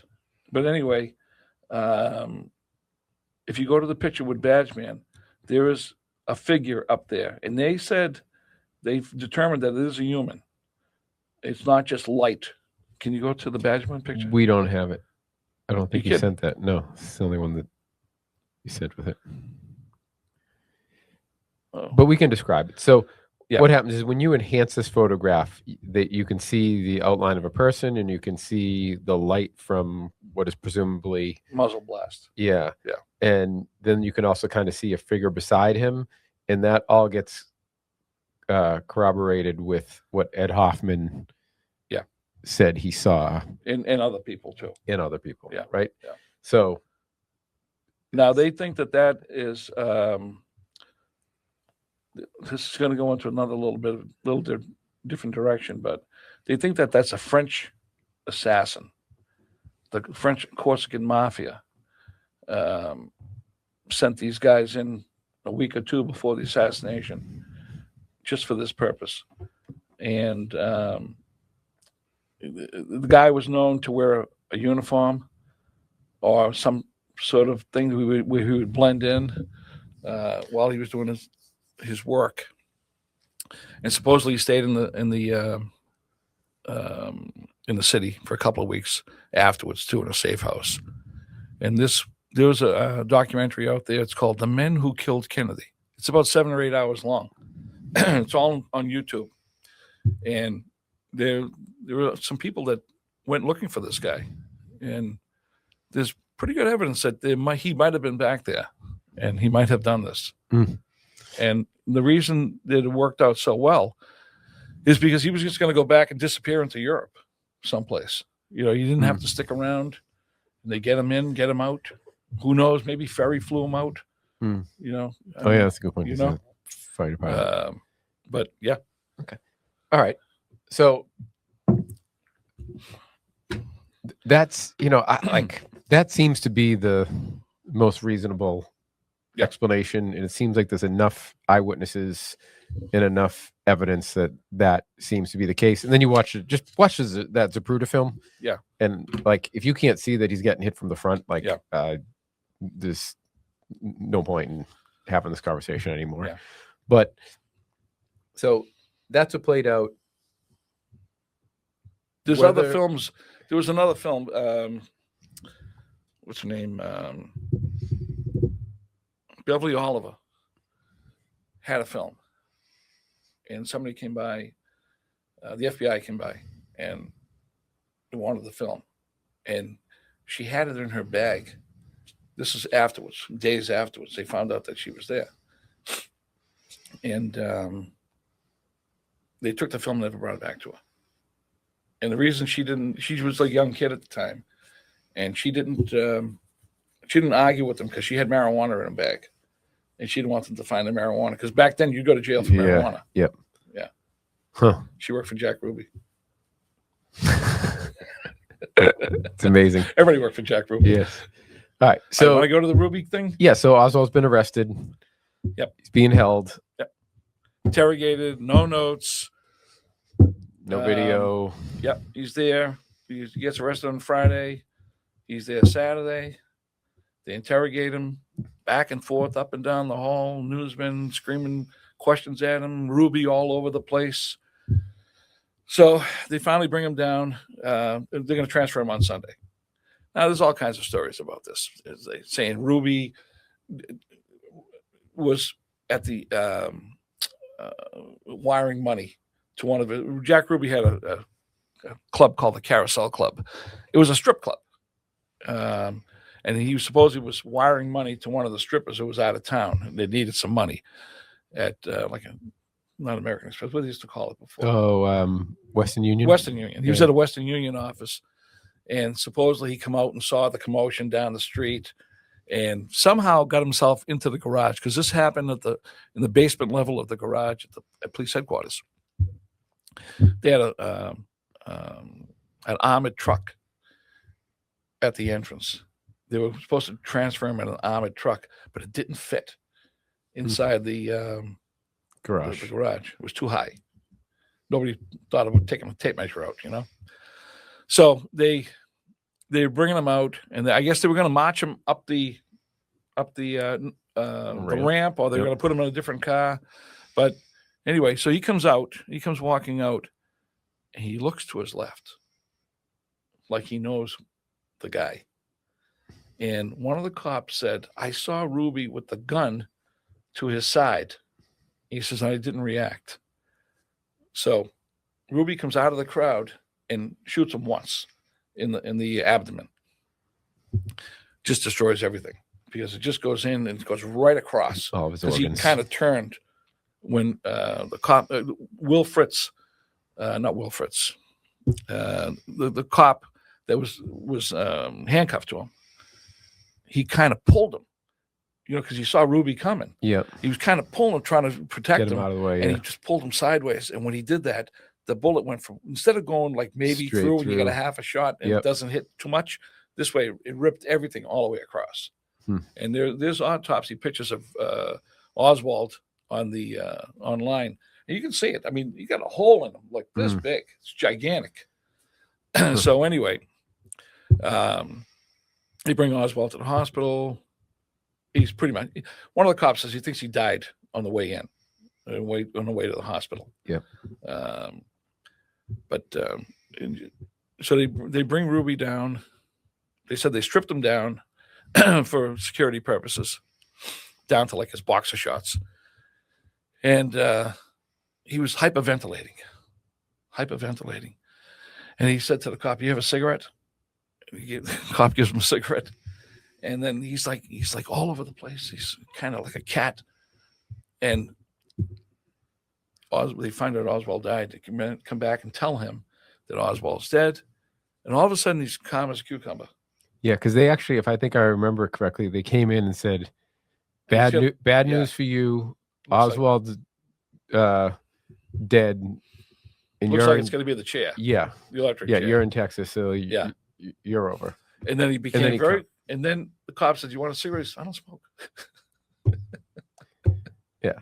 It's weird. Yeah. And, the theory there is that his life depended on him doing that. Yeah. So, anyway, so Ruby's in jail now. Oswald. Okay. So Oswald, they have the funeral. You got the picture of the funeral?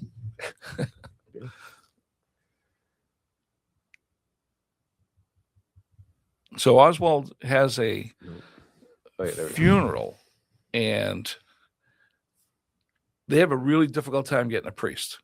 Nobody wants to officiate over this funeral. Mm-hmm. The only people that show up to the funeral is his wife, his mother. They have the kids with them. They're little kids, and the funeral director and his brother. All right. They have the coffin in the back of the hearse, and they have nobody to move it. So what you're seeing right there, those are the newsmen that were covering the funeral, carrying Oswald to the grave. That'd be some amazing history. Really weird. Yeah.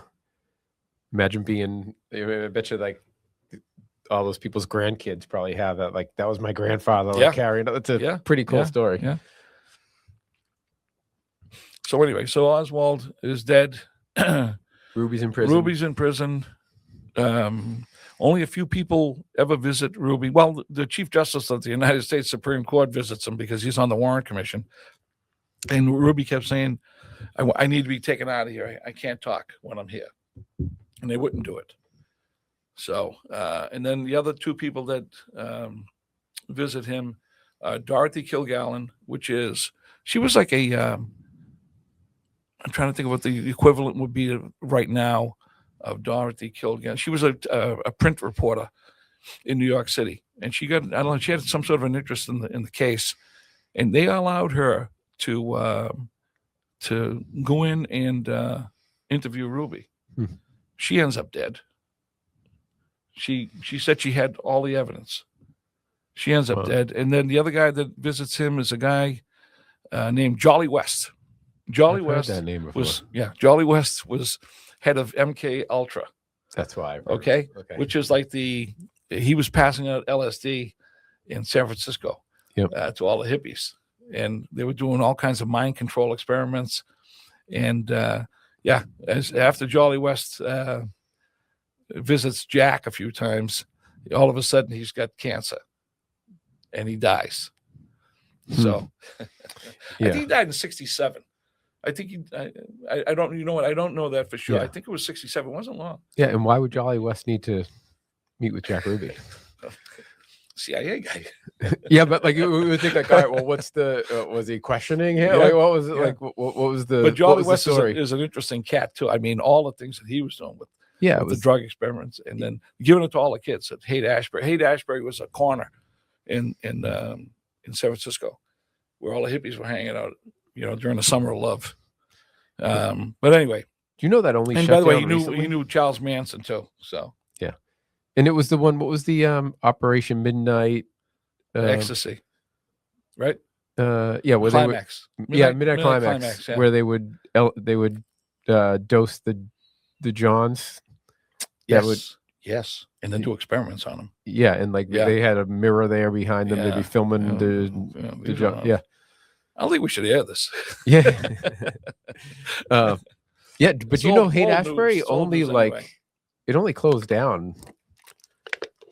You know what, 5-6 years ago, something Well, like they that. say Whitey Bulger was dosed with LSD, and while he Yeah. was in Alcatraz, Yeah, I've heard and that. they say he was dosed, and that kind of put him over the edge. He wasn't. I guess he was like a somewhat normal person Yeah, until then. Then he became this serial killer. yeah, it's wild. Yeah. Okay, So where are we? So we got a Ruby dead- has been. Yeah, we dead Ruby. He's died. Yeah. Um,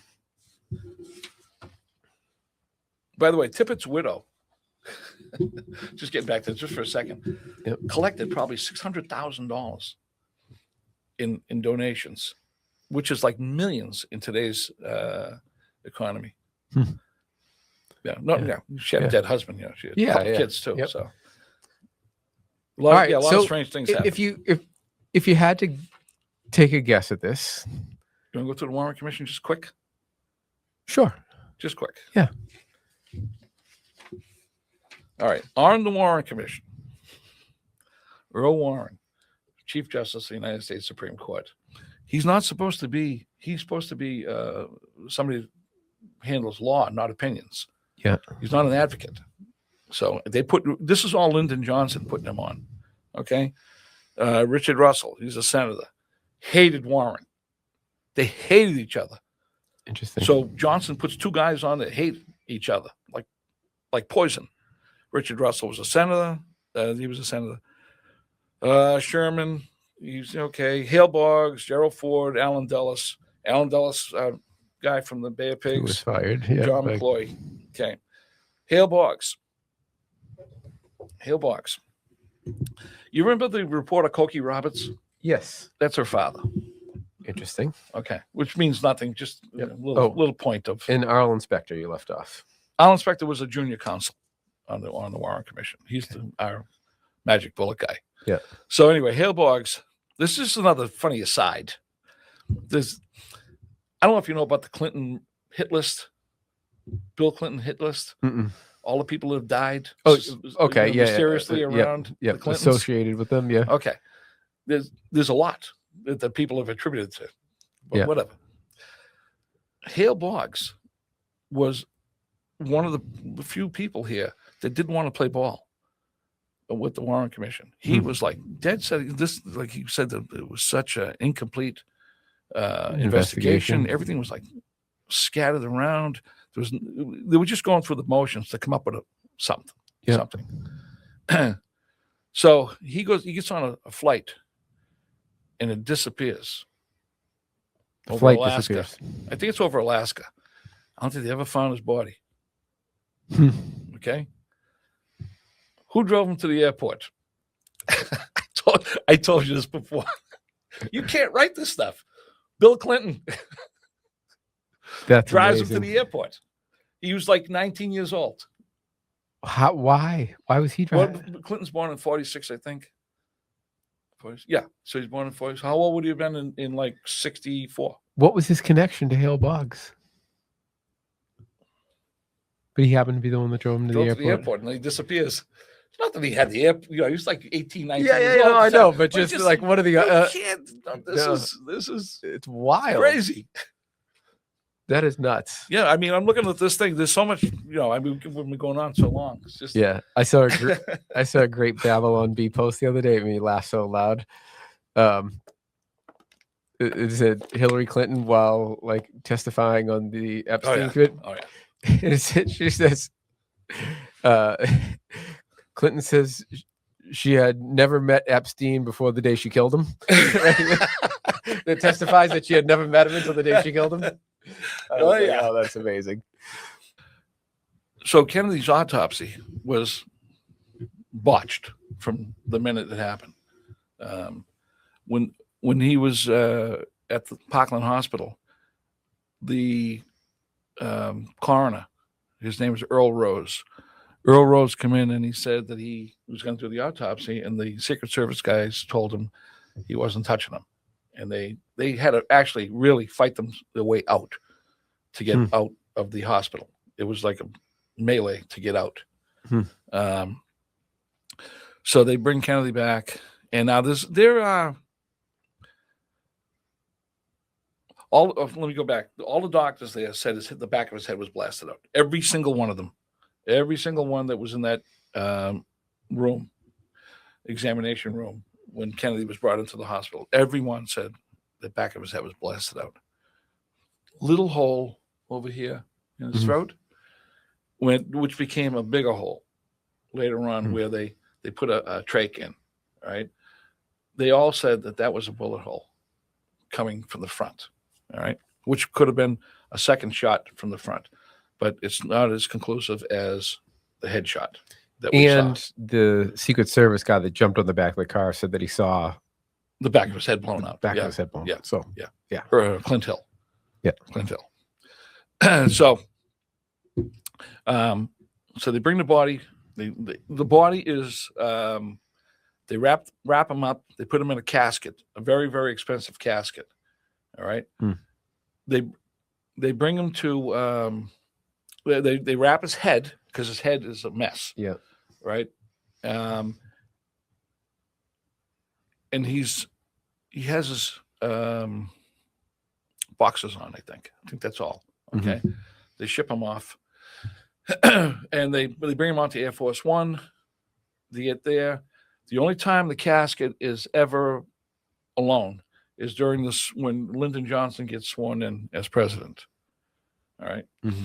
Jackie Kennedy comes up and stands next to Lyndon Johnson on the plane. And so they go back and they get back to I forget where they flew into. It was in Washington. I don't know what they called the airport at the time. I can't remember. They come down, and there's a famous movie or a clip of them bringing the elevator up to get the casket off, and they bring it down, and same casket. So when they get to Bethesda Naval Hospital to do the autopsy, the casket comes in, and it's a shipping casket. There's a medical technician that was there that night. He was a young guy, Paul O'Connor. And he swore there was a shipping casket and that you get from like Vietnam. Remember those metal caskets? I don't know if you've ever seen them or not. They're all metal caskets. Okay. They look nothing like like an ornate, right? Yeah, ceremonial casket. Yeah. Okay. Come in.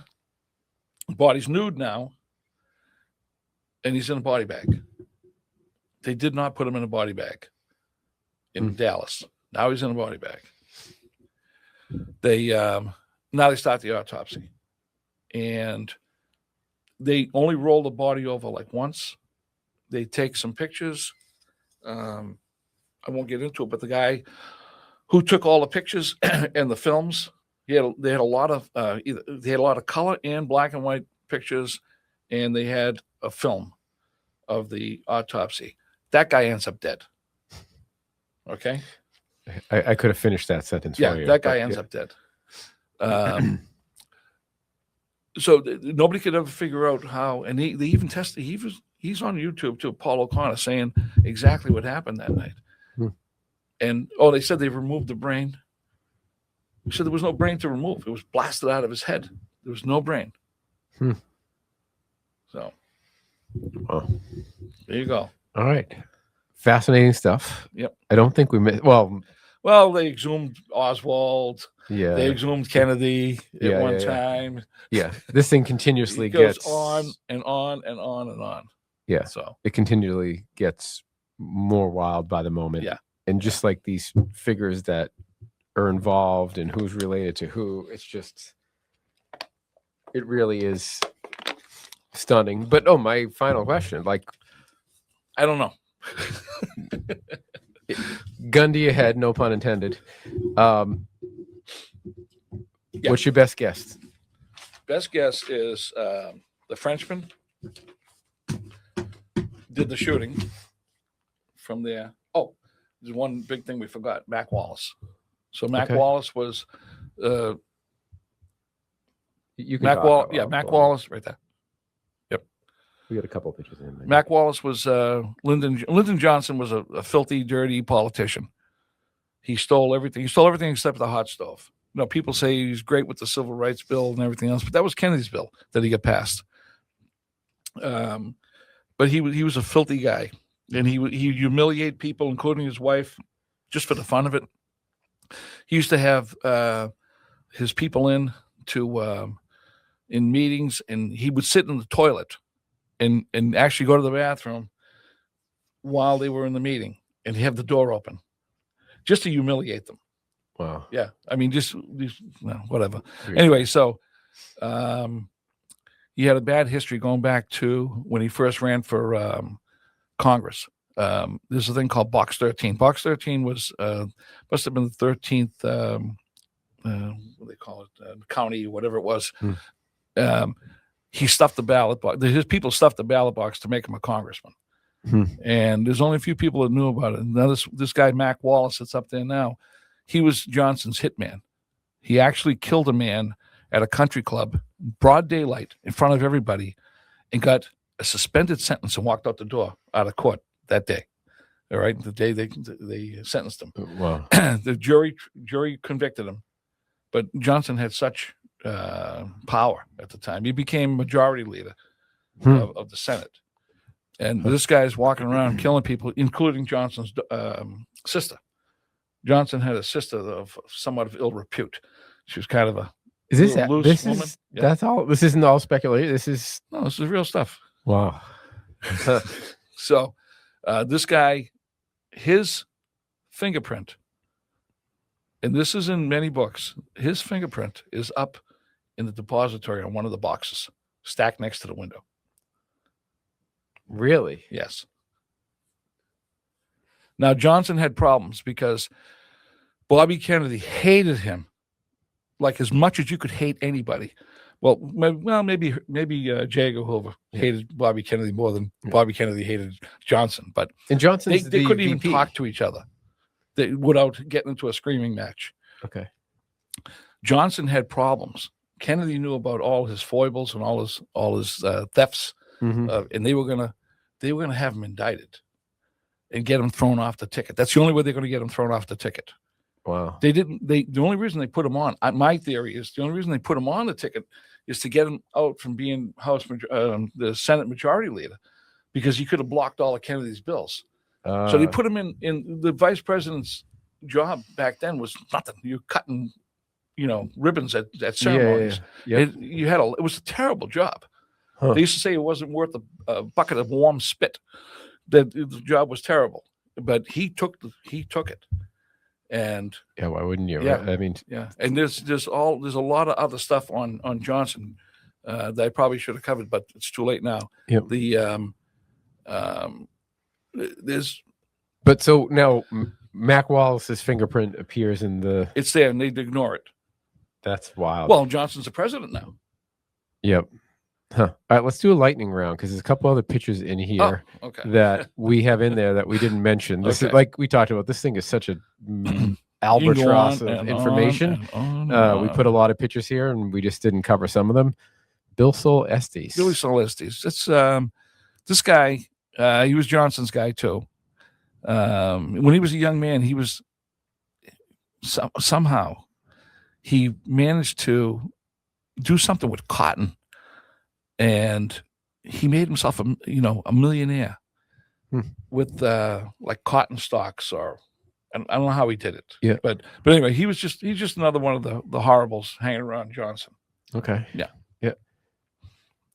That's James Tague again. That's the guy that got hit with the bullet. I mean, the curb Okay. piece. Yep. See if anybody There's else. Jack Ruby. I don't think we ever showed Jack. Oh yeah, I think we We should did? show him. Yeah, that's Jack. His Yeah. name is Jacob Rubenstein. They used to call him Sparky because his temper used to flare. Okay. And then your thoughts around, so Aren't there more pictures going this way? Yeah. oh shoot. Yeah, so I'm telling you. All right, that's Fletcher Prouty right there. That's Mr. X. That's the real guy. Okay. Yep. Yeah. That's Will Fritz, Walker. Oh, General Walker. We didn't talk about that. yeah. Oswald took a shot at him when he was living in Dallas, and they didn't find out about it. This guy was a right-wing general. And To be he used clear, when you say took a shot, you mean physically tried to bang, shot, shoot with his him. rifle. Yeah. Yeah. He was hiding outside of his house and Across the street. Yeah. Yeah. In the bushes. Yep. And Oswald he was a right winger, John Birch Society, the whole 9 yards. And he was, used to fly the American flag upside down in Dallas. Good luck. Yeah. And now this is an interesting one, right? Because you were saying this guy was like a extreme right winger. Yeah. That Lee Harvey Oswald attempted to kill. Yeah. Yeah. Right. And then 3 weeks later, he's trying to kill Kennedy, who's a left winger. Left winger. Yeah. Right. So there you go. They're doing the opposite effect constantly. Yep. Just yeah. So tell me if I have your kind of theory right, which is they take Oswald, probably a whole host of other people, and they're kind of brainwashing them, as you use the term, sheep dipping them. Yep. Getting them in Manchurian candidates. Yep. Getting them to do what they want to do. Yep. Become useful idiots. Yeah. And I had said to you last time we're talking, we all had that friend when we were young that was like nuts, but you could be like, you keep him hanging around because he was entertaining, and you'd be like, oh, hey, you know what? Go tell that person this, right? And he'd fucking do it, right? Because they were nuts, right? Yeah. That's what Lee Harvey Oswald was for the CIA, Yep. right? So CIA wants to take out Kennedy. Yep. He's the patsy or the fall guy. Yeah. There's another assassin there that's the actual guy that's doing the dirty work. People have said that they saw two people on that floor. So People down the street have said that they saw two, because Oswald could have ran down the stairs first before the guy went to put the gun in the back. But I don't think it was the same gun anyway. So yeah. Yeah. So they're throwing it on him whether he took the shot or not. Yeah. They're throwing it on him. Jack Ruby was heavily associated with the mob. Oh, yeah. Right? Yeah. They think that the CIA was working with the mob and said, okay, you got to take out Oswald. Yeah. If you don't, we're killing your family or doing whatever. And that's why he was Yeah, it doesn't even have to nervous. say it. It's just understood. Yeah. Yeah. He goes, kills Oswald. CIA loop back in again. Yeah. CIA goes to mafia. CIA uses Oswald and hitmen to kill the president, then uses the mob to kill the setup guy, the patsy, Oswald. Yeah. And then the CIA rolls in and gives Jack Ruby cancer. So he goes away. Who knows? Maybe the guy behind the fence did not even know that there was guys up on the window. Yeah. Like I'm saying, nobody. Yeah. We'll never know. You're never gonna know. But and then there's what do you think? I think it sounds pretty accurate for what you're saying. Yeah. Like it just, I always called it I started calling it the Murder on the Orient Express method. I don't know if you ever saw the movie. They all go in and stab the guy. oh, funny. Like 10 people go in and stab the guy to kill him. Yeah. Yeah. Okay. But yeah, no, I mean, we continue to see that government agencies are willing to do horrible things. Yeah. And I was having a conversation with someone said, that doesn't mean that everybody in the CIA is awful. Absolutely not. It's like every profession, right? Whether it's teachers, Yeah. police officers, whatever. But when you're in the government and you have this level of trust, it makes it worse, right? There's always a rogue element Yep. in any organization. Yeah. I mean, the best thing is listen to the story of John Kiriakou. He was the CIA whistleblower about torture. Remember enhanced Oh, is this interrogation? the guy they put in jail? They put him in jail. Yes. They bankrupted him. Yes. Put him in jail. Yeah. The guy Brennan from the CIA, Yeah. evil human being, what he did to this poor guy, Yeah. who was telling the truth, was 100% right, was a hero, and they ruined his life. Oh yeah. Ruined his life and threw him in jail. Yeah. They will do evil things. Yeah.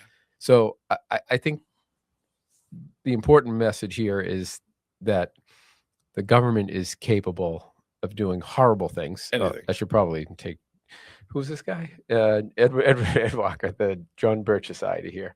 Let's take him off. But the government is willing to do absolutely Anything. anything. They will do anything. Murder, lock innocent people in jail. Yeah. So I mean, it's think not who's- surprising to Think me. of who's president right now, right? It's an accident. Just an accident. I think it's an accident that he got in there. That he's- Think of who's been president since you've been born. Since you were born, right? You got the Clinton, Bush, and family, Obama. You got the Bush family. You got the Clintons, right? The Yep. Clintons go way back. Yep. He's been on the in forever. Yep. Um, And Ronald Reagan snuck in, but they but- stuck Bush with him. and they almost killed him. Yeah, that's right. You ever think of that? Yeah. Oh, yeah. Right. There was an attempted Yeah, you ever think of assassination that? on him. Yeah. Um, And then before that, you had Carter. He snuck in, and they destroyed him in one term. They made him look like an idiot. They had the hostages out there, and they never went to go get him. Well, they Yeah. tried once. And they got stuck in the sandstorm. And then Ford, our buddy Ford from the Warren Commission. Yep. Nixon, who was with all the spooks. Yeah. Nixon was heavy into the Cuban thing. Yeah. And then, but then Yeah. you look at the Watergate thing, and the wild part of Watergate was, I think, what was it, like 5 or 6 of the people that went in to steal the information were Yeah. CIA agents? Well, they were Cubans. There's a couple of Cubans too. Yeah. It's like, Yeah. look into that. Like, Frank so Sturgis. growing up my whole life, G. Gordon you Liddy. I just thought, okay, well, Yeah. Nixon was this awful guy. Yeah. And then you look and you're like, oh, wait, he was set up. Yeah. You know, set up. he was He set was up. set up. Yeah. Yeah. So, They stole the 60 election away from him. The Kennedys did. yeah. You know what the whole Rosetta Stone is of this whole thing? Let's hear it. It happened in, I don't remember if it was 61 or 62. Joe Kennedy had a stroke, and it disabled him. Couldn't talk, couldn't move anymore. And I think that if he never had that stroke, he would have went to them and told them. Because Joe Kennedy goes back with all the horribles too. Right back Yeah, with yeah. Frank Costello, all the mafia. They were all doing business together. Joe Kennedy was running, he had studios in Hollywood, and He knew how to play the game. he knew how to play the game, and he would have reined them back in, and neither one of them ever would have gotten assassinated, because he would have kept them in line. Yeah. I think that's the Rosetta Stone of this whole thing. Interesting. Well, Yeah. all right. This was awesome. All right, sorry, Joe. It took No, so no, long. no, no. Thank you. This is great. All right.